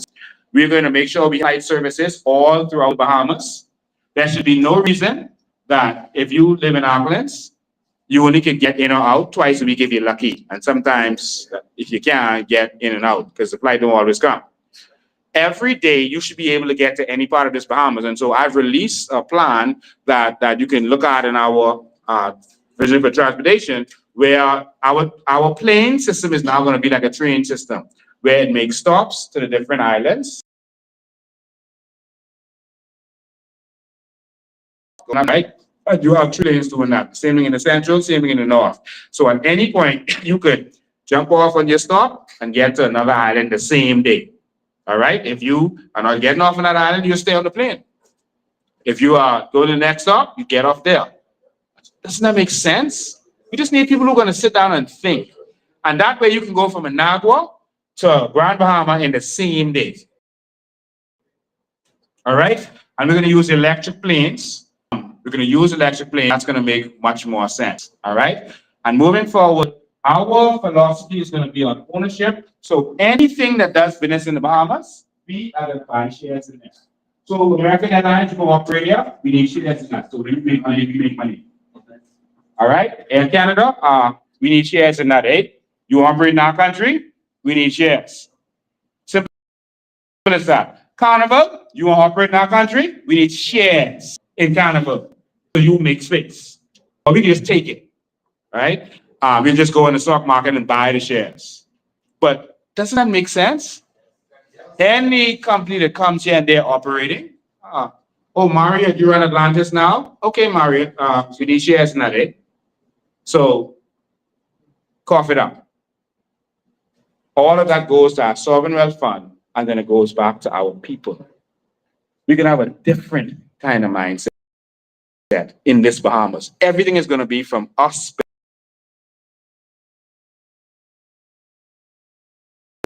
Tomorrow you're going up to talk about banking and finances. Yes. The main question on most Bahamians' minds right now, especially persons underneath the age of 18 to 36, talking about the world's economy in regards to digital assets. What is COI standpoint in regards to monetary funds versus digital digital funds? Keeping how the world is going right now, but the world is going digital, and we are going to be the crypto capital of the world.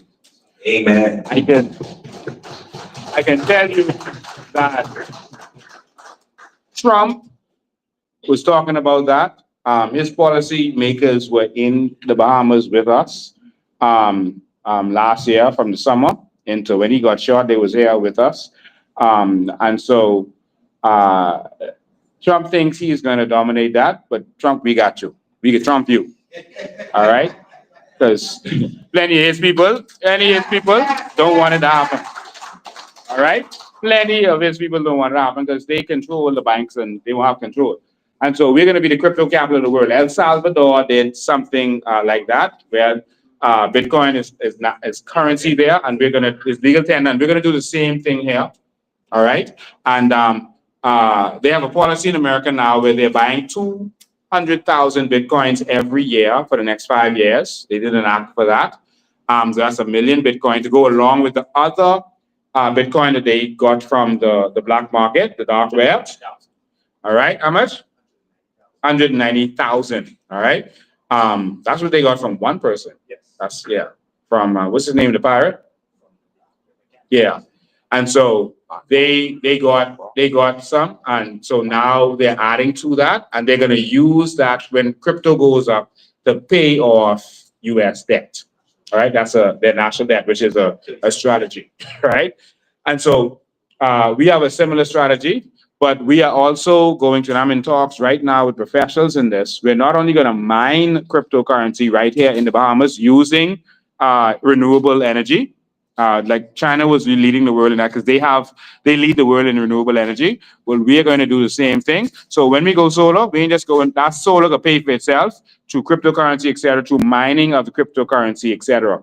And so we're going to not only mine cryptocurrency, but we're going to make sure that all Bahamians have access, free access to it. The banking ain't going to be blocking your card and that kind of stuff. That's nonsense. So we're going to make sure you have full access to cryptocurrency. And we're also going to start a cryptocurrency that is backed by our natural resources. Awesome. I won't say which one yet. Which will mean it has actual value, and then it's going to have also service value also. And so we are going to go heavy into cryptocurrency with our own mobile app. And that app will also be used to give you your $100,000 or whatever Bain decided they want it to be.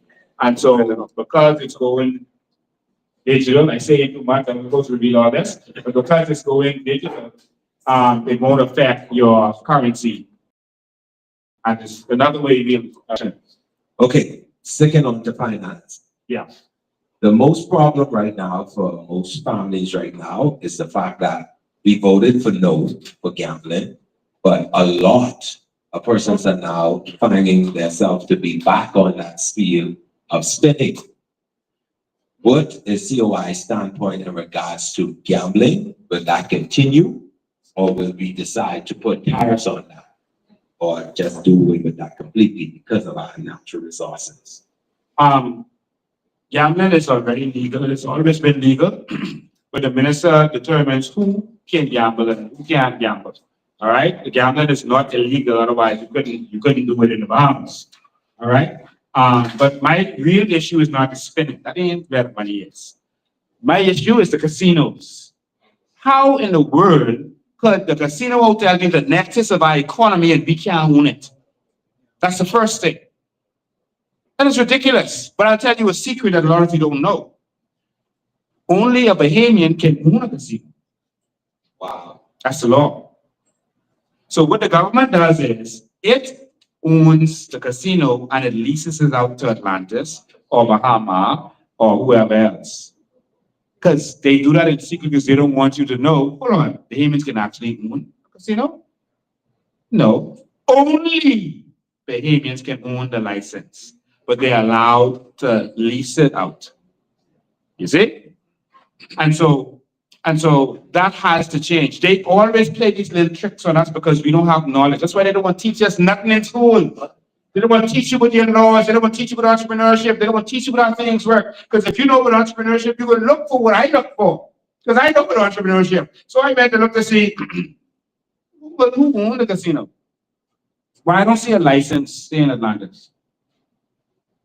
You get a lease? Okay. Well, who owns the Dragon Knight? Hold on. You just get to lease that section of land to do the Dragon Knight? Hold on, what's happening here? You're actually entitled to that. But they don't want you to know that you're entitled to that. Not the foreigner. They tricking you. And my job is to open the eyes of the people. All right? And so the casino, we will own the casinos. We ain't getting rid of them. They can keep their casino, but we can open more.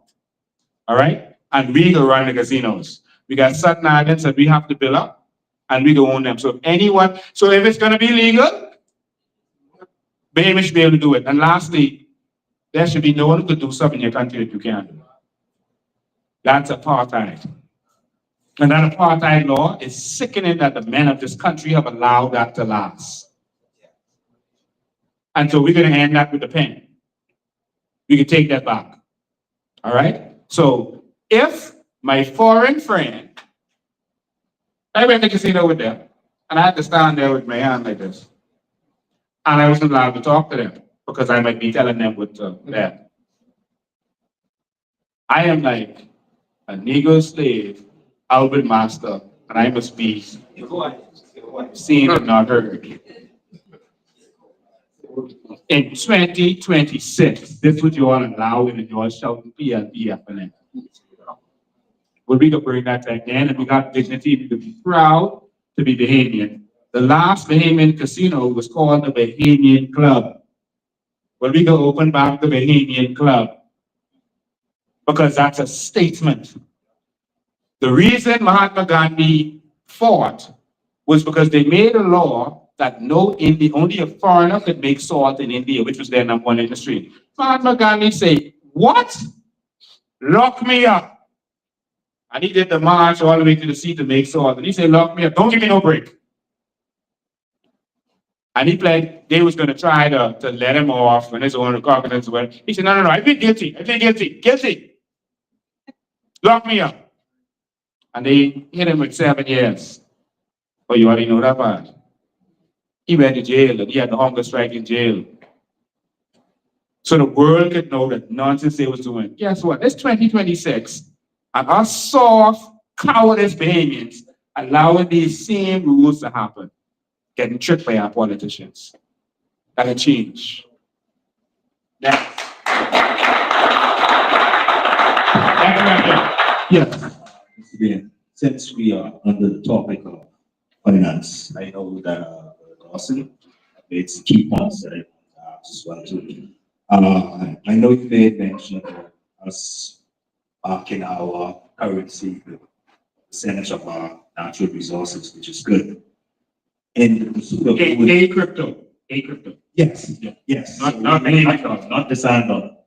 Seeing that the global financial landscape is shifting, and each nation has the ability to more or less manage their currency now.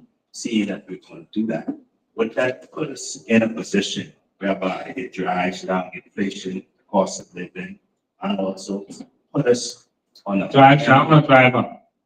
drive down Inflation? Mm-hmm. Yes, drive down inflation and also put our currency in a position to on the stage. Yeah, make sure you understand what you're saying when it comes to inflation. Inflation, not the currency. You mean the currency going up? No, you're talking about the cost of goods, cost of living. Okay, so you're in the right track. So, no, what we are doing is not going to drive down inflation. All right, but it's not going to send it up extremely. There's a couple reasons that we're going to be able to control inflation with all of this. Some people worry that if you give everyone money from natural resources, the price of everything is going to go up. Not necessarily. They did it in the Middle East and it didn't have extreme inflation, although some prices did go up. They did it in Norway, and so some prices went up, but not extremely. But the reason that we could survive that is because inflation happens because the people who are forced to buy stuff, now there's a small amount of stuff and a lot of people with money. And so now the person selling this stuff, I say it in the language you can understand, can raise the price because there's more people with money competing for the same stuff. Make sense? Now, here, he says law of supply and demand. Now, what happens is, in the Bahamas, we so close to Miami, that you can't raise your price on us. Because if you raise your price on us, we just ain't gonna buy from you and you get there as an entrepreneur. And so we have the capability to go right there and do what we have to do. So that's a different than a Middle East country that might have had the same thing, or the Dutch disease that happened there, where they didn't have much choice in their area. That's one of the things. Also, what happens is when you start really building your nation, you have to bring in foreigners to help you build the nation. And so the population of foreigners decreases. So that's one of the things. The first thing you have to do is change the law so that no one can become a citizen unless they are a citizen at birth. That's what Dubai and Qatar and them did. Because the population is going to rise. Because you need people to work for you. The more wealthy Bahamians you have, the more people need to come work for us. Someone say, if you give everyone their natural resources, who will work? The people who work in the foreigners. All right? And so the population of them rises. So now you have more people who will be in that same poverty level that we came from. And so now that causes inflation to be held down. You see? Because now you still, the foreigner you bringing in, they still need to get their haircut. They still need to buy water and bread, et cetera, et cetera. You can't raise it to the level that Bahamians could buy because all these other people, these Filipinos and whoever else you're bringing in, they got to work too. So in Dubai, they have just over 300,000 population, just like us, almost 400,000. But their actual population is now 3 million. It jumped from 2.7 to 3 million now this year. And only just under 400,000 is citizens. All right? But they don't have immigration problem. No one comes there legally. No one. Because there's no corruption. We have immigration problem because of corruption. People making money off of it, so they letting it happen. But then it's causing a bad reaction in terms of our society and our economy. All right? So we won't. The next thing is we're considering is dollarizing. Dollar that's not real. And I know we patriotic, et cetera, but that's not real. Anyone remember the Sun card back in the day? Yes. You don't remember that? Yeah, the old people, it's your age. The Sun card you could only spend to certain stores and only in the Bahamas. All right? And so that was like a useless card. You could hardly do anything with that. That's why that went away. Our dollar is like the Sun card. You can't spend that nowhere other than the Bahamas. Every other currency in the world, you could go, like when you go to Miami, you see the exchange, the currency exchange stuff. If you go there with Chinese money, you could change that. Come in this country. If you go there with any other money, with Jamaican money, you could change that. If you go there with Bahamian dollars, they can say, that ain't real money. You can't change that. I want you to challenge me. Go try it. And so they faking us out with this Bahamian dollar that don't really have any use outside of the Bahamas. And we use it interchangeably. If you go in your pocket now, I show you have US and Bahamian dollar. And so dollarizing would, if the issue comes up, would protect us from inflation because nothing that happens in the Bahamian economy will change the value of the dollar. So you don't have to worry about the dollar value going up so much that it causes hyperinflation, et cetera. Okay? Next question. I know I summarized that down really into a nutshell, so there might be some people who understand out there. I'll explain it in the future. Next question. When it comes to the area of remittance, a lot of foreigners are sending a lot of money out of the country. What kind of laws or measures that we could put in place to either drive it down in terms of the amount of money that's leaving out of the country, or what could be put in place to discourage those foreigners that are sending a lot of remittances? You're not going to stop foreigners from coming here because we got more foreigners coming here to work, right? We're not going to stop them from sending money back home. That wouldn't be fair. But what we need to do is to generate more money here. The problem we have is we have a fake economy. The money that is made from the foreign investor never touches our economy. Our GDP, they say it's 13 billion. It's way more than that. they don't count with the cruise ships make because that money never comes here. That person books that cruise in America, for example, and that money is paid in America and that stays in America. That don't ever come here. So Carnival is making $20 billion by cruising our waters. Royal Caribbean, and they can make double that this year. Royal Caribbean makes $10 billion from cruising our waters. That's 30 billion right there. All right? But that ain't counted in our money. All right? Now for Carnival, like I said, the full 20 that is made in our waters. All right? But the majority of it. All right? And so why can't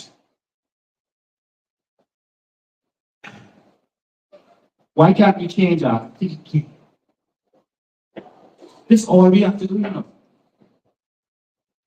But my mission is to educate our children so that if your old people won't be like Moses' old people and die in the wilderness, at least the children can rise up with a different kind of thinking. Maybe one of those children could rise up and say, there was a man who used to say, man, Nelson Mandela didn't free himself. He was in there for 27 years and gave up on life.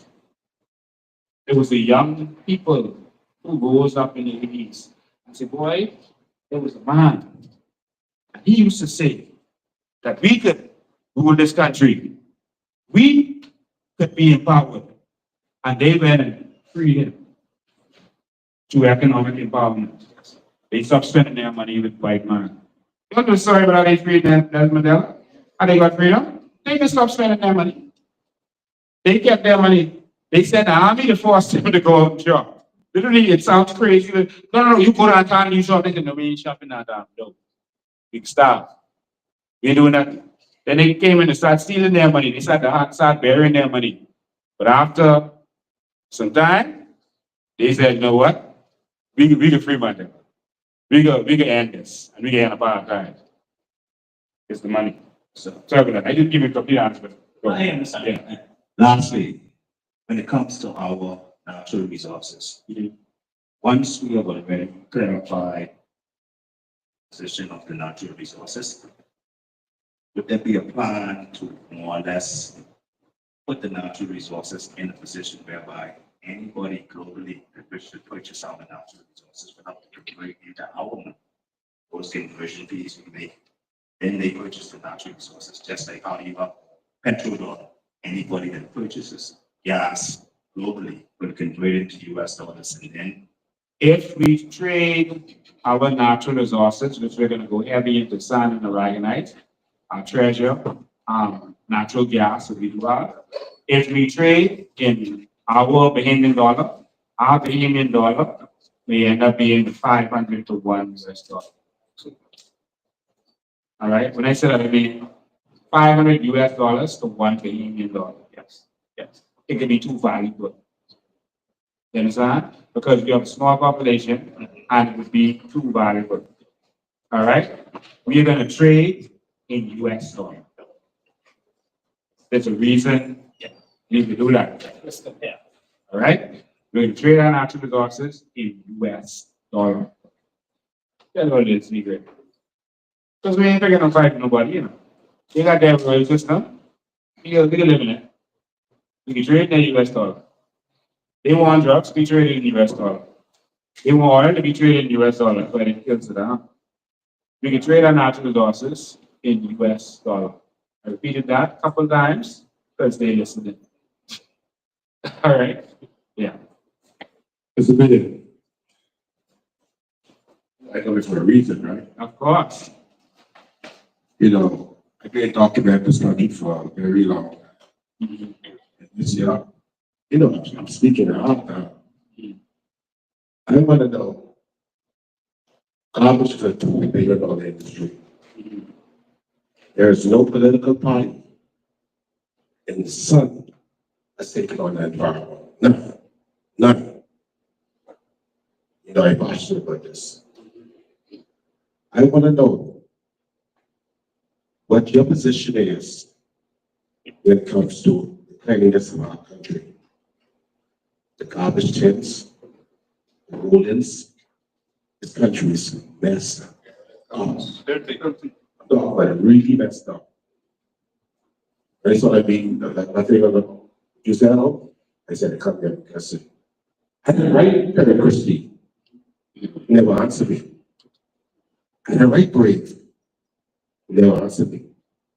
Should I grab? This one, young, is give the power to speak. My name is underneath the United Nations. As a country leader, I can speak bold.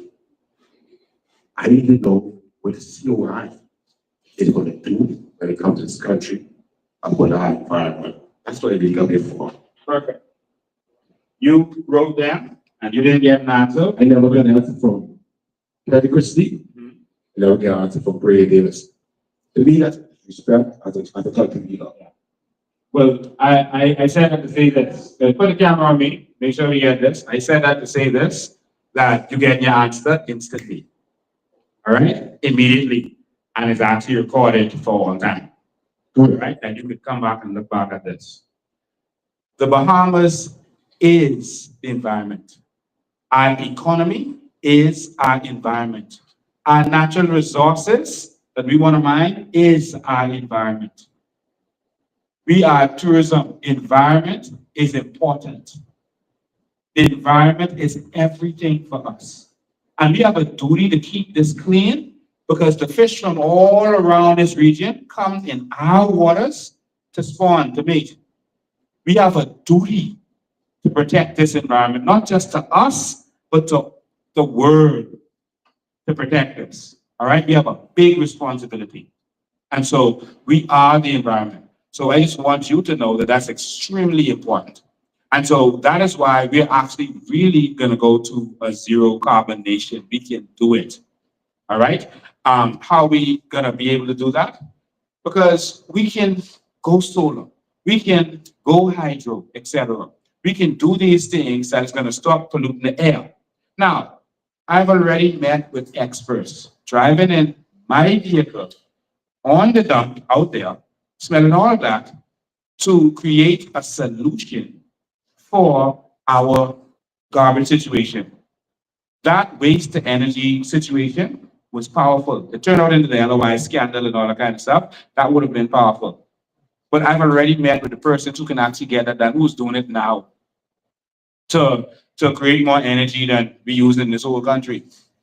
And when I drove them on the dump, they looked at that and they were like, this is worth billions of dollars. Do you all know what you all have here on these hills? Do you all know what this is? I said, yeah. Yeah, I said, this is a fire hazard. That's all this is for us. Because the methane builds up and etc. And so I just want you to know that I'm putting in the work and I've already met with the experts to make this happen, and we're going to have a policy to deal with that. We've already done a business plan as it relates to that and an actual policy paper. We haven't released it yet. A policy paper to deal with that. Next, in terms of... I get the right now. I understand that I want. I understand what you. Thank you. I appreciate that. So I feel that we should keep our country clean, not for the tourists, but for us. We got to live in this. Our government, I don't mind. I participated in them, right? But I hate doing cleanup days, but that's the government job. I said, why are you picking up the garbage on time, causing the garbage to be spread to dogs to come out and do what they have to do? In some countries you go to in Europe, they actually have an underground system that actually takes the garbage to one area. So in the front of your yard, in the front of your apartment building, you put the garbage in there, and you know that the tool they use in the banks, when the bank teller like this, they have that underground. And you go out and no garbage stays to your house. That goes in the underground system and goes to a central area or goes straight to the dump in some areas. All right? And so there might be a central area in your community where all the garbage goes. So the garbage truck just goes there. There's nothing outside. There's proper covering. Like in Florida, you gotta have that proper dumpster with cover on it, or they will fine you. They drive past and you got them regular dumpster like that. They ain't covering the door, put it over, you get fined. So their system is so good that they have the garbage trucks and have the arm. They come fix it up. They don't do garbage, man, and dumps it in and puts your garbage back down. And so there's things that we could do, but our politicians don't do nothing they can't make money from. We are gonna eat, sleep, and drink what makes this country better. That's it. We don't care who's making the money. We just want it done. We don't care if you PLP, FNL, I don't care what you is. We need this done to make our country better. So there will be no garbage in the streets. We are going to put these kinds of systems in place. We're going to make sure everyone has a proper garbage bin. And I noticed that when you start to keep the place clean, people will leave it clean. No one will be the one to mess it up. When I was in the retail business, I told the staff, I said, if you keep that bathroom clean, that can stay clean.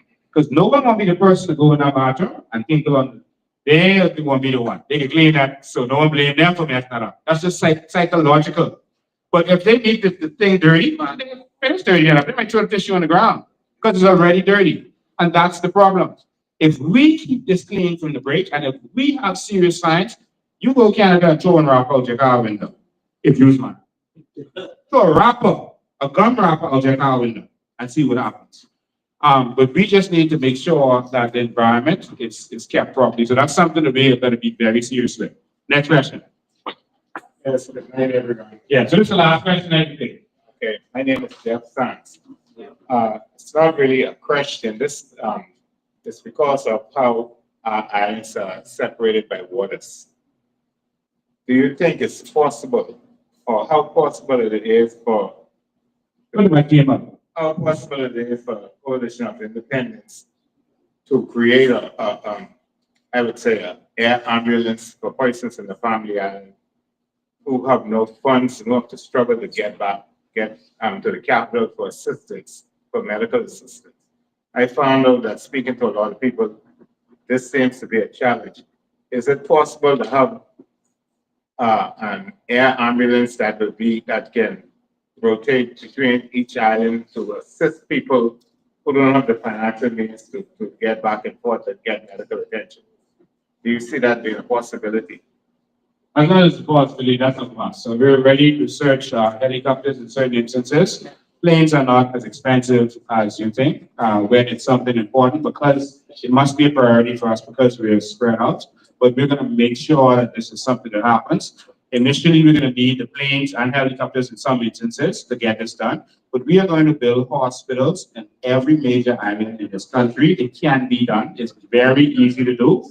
Hospitals. And in areas that are sparsely populated, you will have a hospital in a central area, and then the helicopters that can transport persons in serious need. So that you wouldn't build a hospital on Big One, but you choose one of the islands in that cluster, put a hospital there, and that can service all those persons. If someone needs service that the clinic can provide for them, until we build up the population of them, which we're going to do, then the helicopter or the short run planes that we're now going to have running through can move those persons. But in a serious case where a person needs an air ambulance, we're going to make sure they have what they need stationed to get that done.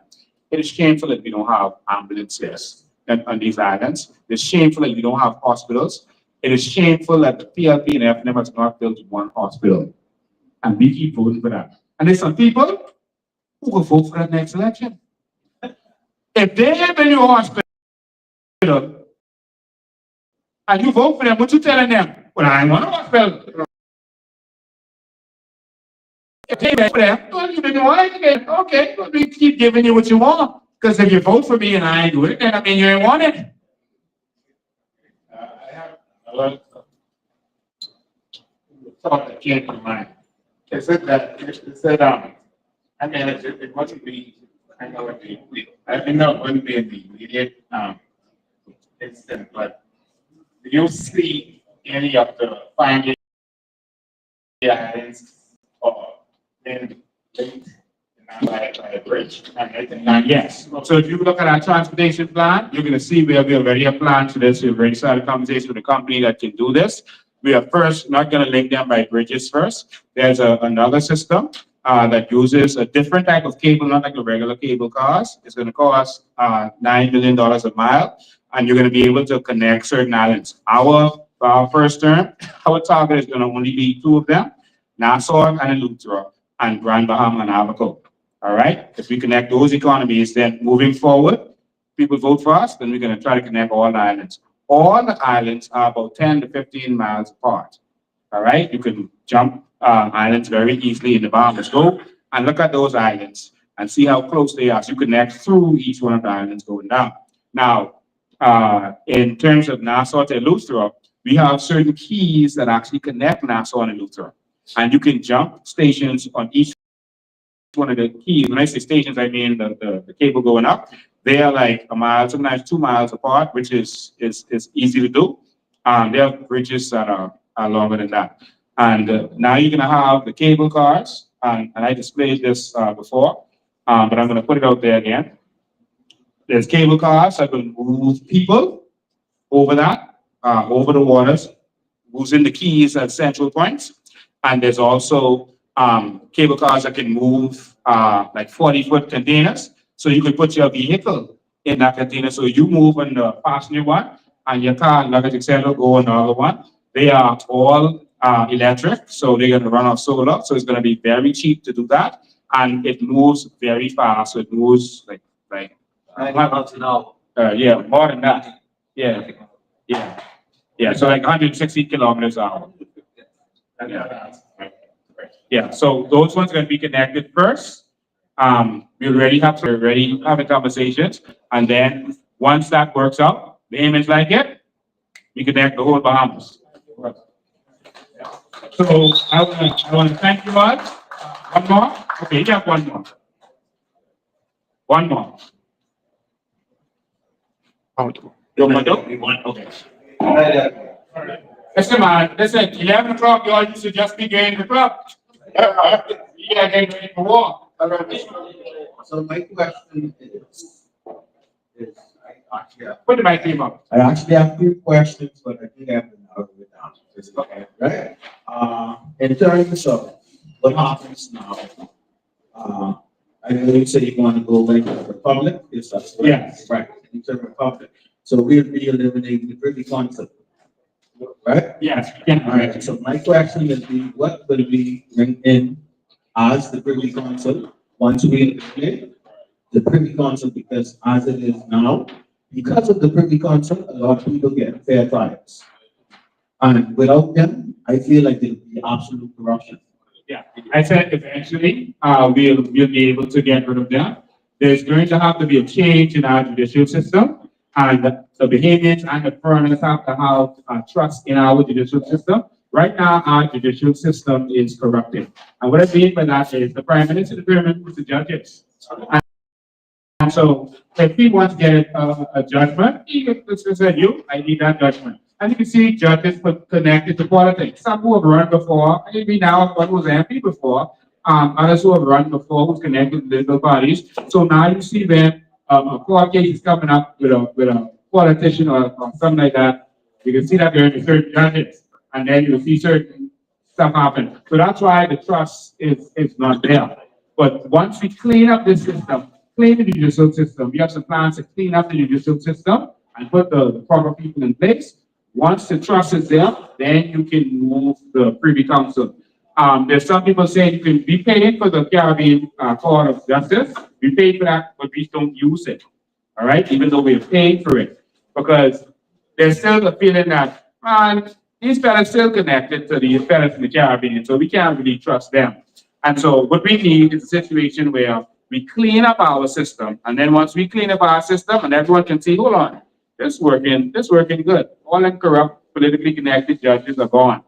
And judges are going to be, one, appointed by the Prime Minister, but also the Senate is going to be elected, just like in the US, and they can run the judges through the ringer so that you know what's happening with judges again, what kind of decisions they had. Were they victimizing poor people? Did they do a bunch of funny cases like some of the judges we have in the Bahamas, a bunch of the funny political cases? No, we don't want them. And so that's how we could be able to, one way to clean up the system. So you answered well my question, because my question would have been a lot of positions, political, when it comes to the Chief Justice, the Governor General, and one of the places that is really, I'm really concerned with the Governor General. But I'm talking about the Chief Justice and the Speaker and the House is all appointed by the Prime Minister. Yeah. And even the Police Commissioner, I feel like they should all be elected positions so that we will have fairness Yes. Of course, And we've been talking about that, but you want to do that eventually, because if you just get in as a new government, you don't want to give your enemies a chance to infiltrate your system. Because even if it's elected, they just pump a bunch of money to make sure their judge get elected, their people get put in place, and so that's democracy. So initially, you want to be able to appoint people who can clean up the system, get rid of the corruption, and then you open it up to do certain things. And you see what's happening in Burkina Faso. You know, they have done, even with the judges, you're seeing certain things that have happened, and they are cleaning everything up first, and he's absolutely clean up, because he wanted to call for an election, but the people was like, no, no, no, not yet, not yet, not yet. And because, of course, the foreign nations are going to come in and flood a bunch of money in there to make sure they get rid of him, because they can't seem to get to kill him yet, because, you know, their 5 million didn't work, and yeah. And so they will get in through that democracy process. So you want to do that, but first it's clean up, like they did in Dubai and Qatar, and then you put all those systems in there. And the last question would be, fathers usually be second-class citizens in the Bahamas when it comes to their children. I have an issue with that. I feel that the same right that no matter how, that the father should have as well. Because we have two cases where it's sensitive, but they were in the care of the father, and then something going wrong because they were taken out. Or the father did nothing, right, to fight for his child. Well, I don't know if one of those cases you're talking about is Baby Bella. She is one. I didn't want to mention the name. Right. Right. Well, you will know that the COI fought hard for Baby Bella in that situation. We actually, when everyone thought, all the things they're talking about, the father have no rights, and because they wasn't married, this and that, when we found the loophole in the law to cause the father to be able to get rights to the body. All right? And so there's always a way around the situation. But what you're saying is correct. I'm also a father. And I think that that is discrimination, is unconstitutional. This is no one challenged it yet. It's unconstitutional to say that I gotta pay for that child, but I don't have no rights to that child. That can't stand. That is going to change immediately when the COI gets in there. Fathers are going to have all rights to their children, because some fathers want to take care of their children, but the woman is using the child as spite, because they don't know the father loved the child. They're keeping the child and telling the child all kind of lies about the man, keeping them away, and the court is enabling that. But there are a lot of fathers who want to be good fathers, but they are at a disadvantage, and we're going to change that law. You don't have to worry about that. That is good as gone. Like, that's one of the laws we could put in place. I don't want to talk our strategy, but you might see it before we get it. What I could say, right, in terms of like, Use it.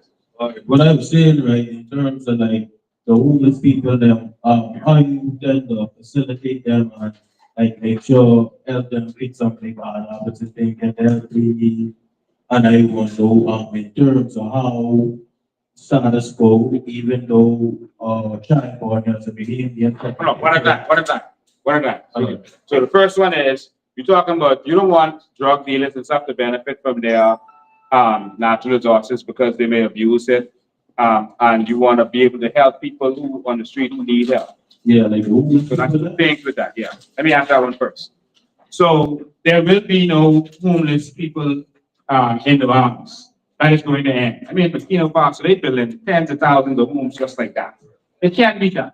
All right? There will be no homeless people in this country, because we're going to make sure everyone gets their acre of crown land.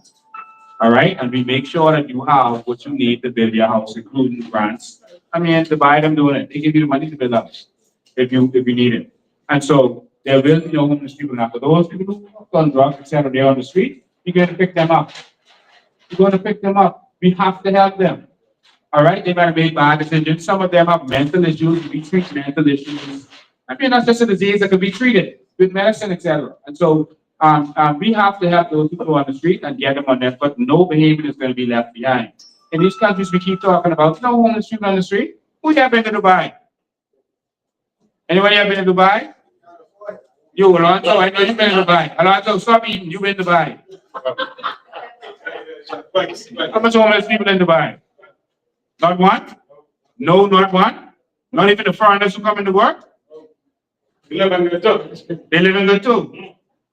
We can do that. Only 200,000 adults here, so you got to worry about that. If we see someone hooked on drugs or whatever, we can take them and we can fix them up. In fact, we're talking to someone, they're connected to Trump's team, right? Just different people.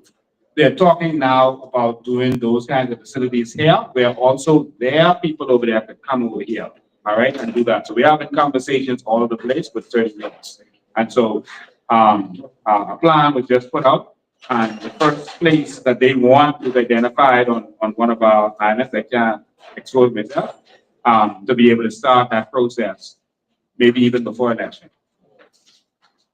And in terms of like how if a Bahamian child born here as this country of origin and this mother isn't of Bahamian status, how would you go over making sure they don't have to fight for status, that they get their status where they become legal of age and stuff and so on like that? Right. So there's going to be no more illegal immigration, you know? Okay. There's no more illegal immigration in the Bahamas. We're going to stamp that out. All right. Because there's going to be serious enforcement. They may want to hire them and don't want to let them live in their place. All right. We could treat that like a national security issue. But if you come in legally, it's great. Take the buy the car, etc. You know what? Try and go in illegally. They come in the right way. The reason is I want you to be able to live, have a bank account, have a driver's license, that kind of stuff, right? But you asked about the children, right? The children of whose father is Bahamian or mother is Bahamian, they're Bahamian. All right? This is my concept. Let me tell you why I think like this. Think about this, y'all. I want to listen to carefully.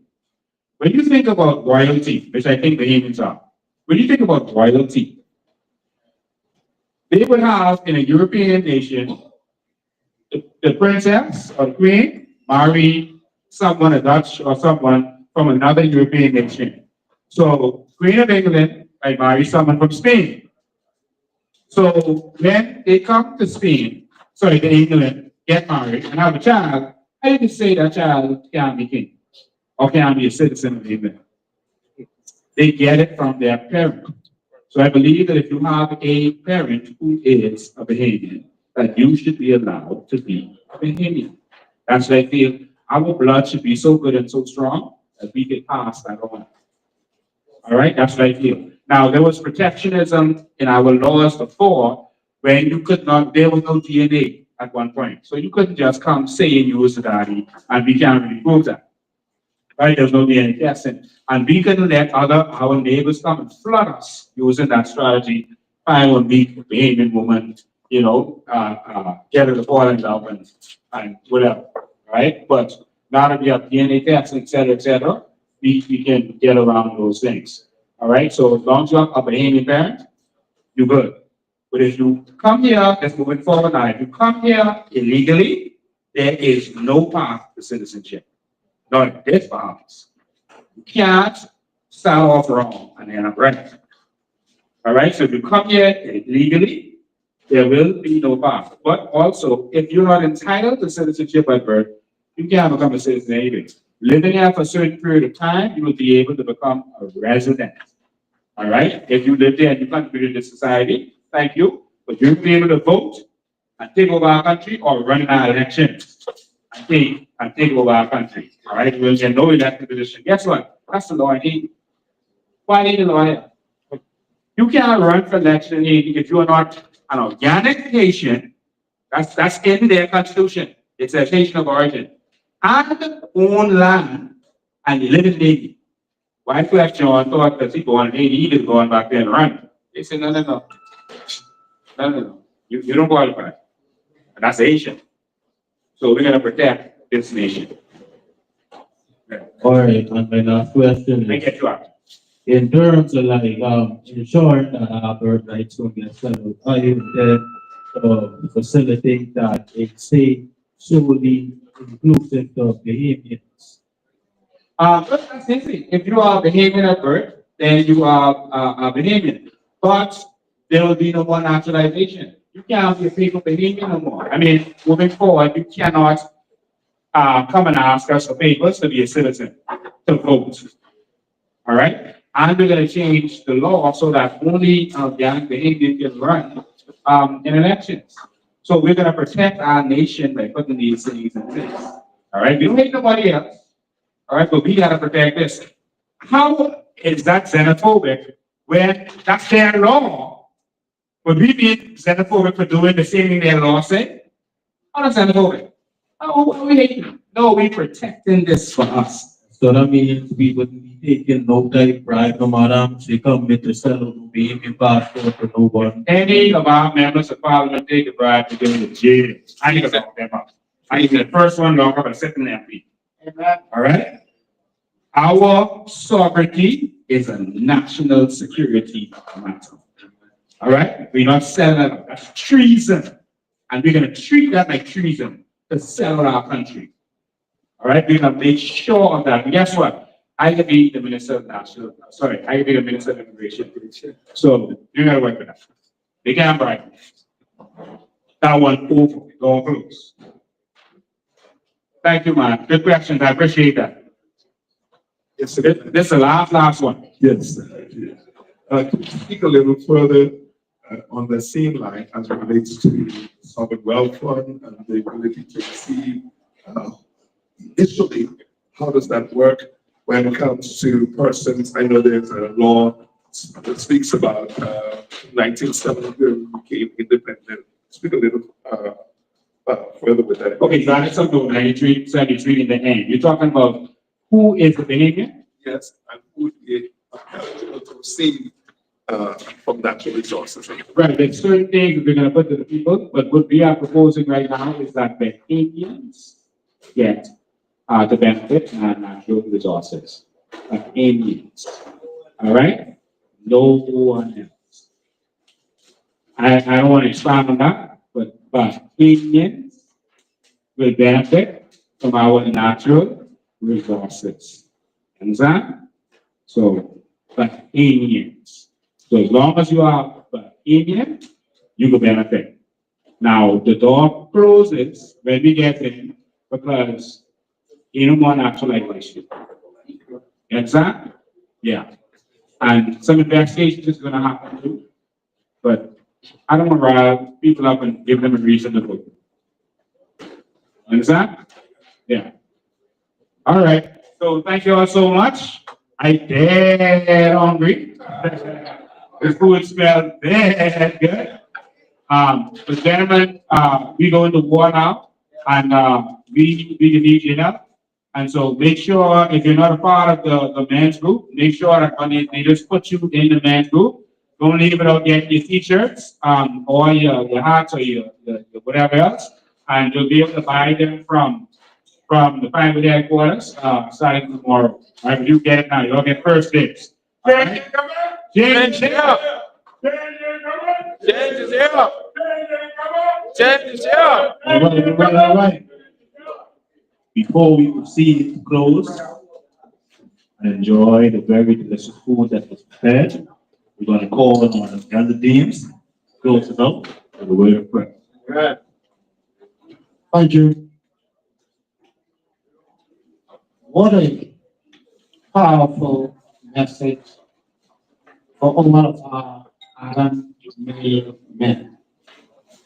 Awesome. Mr. President, Minister, and ladies and gentlemen, God bless all of your men. And that's what I say. Remember, we are kindness society. We are kindness society. We are God's dedicated righteous authority here to planet this way. God started the earth, the whole world with a vision. The whole world was started with a vision by God. So, Mr. President, great vision, and no government, none. Where there is no vision, and we were perishing for over 51 years in this country because of the lack of a vision. You did it, Mr. President. God bless you. Father, we thank you for this opportunity to bring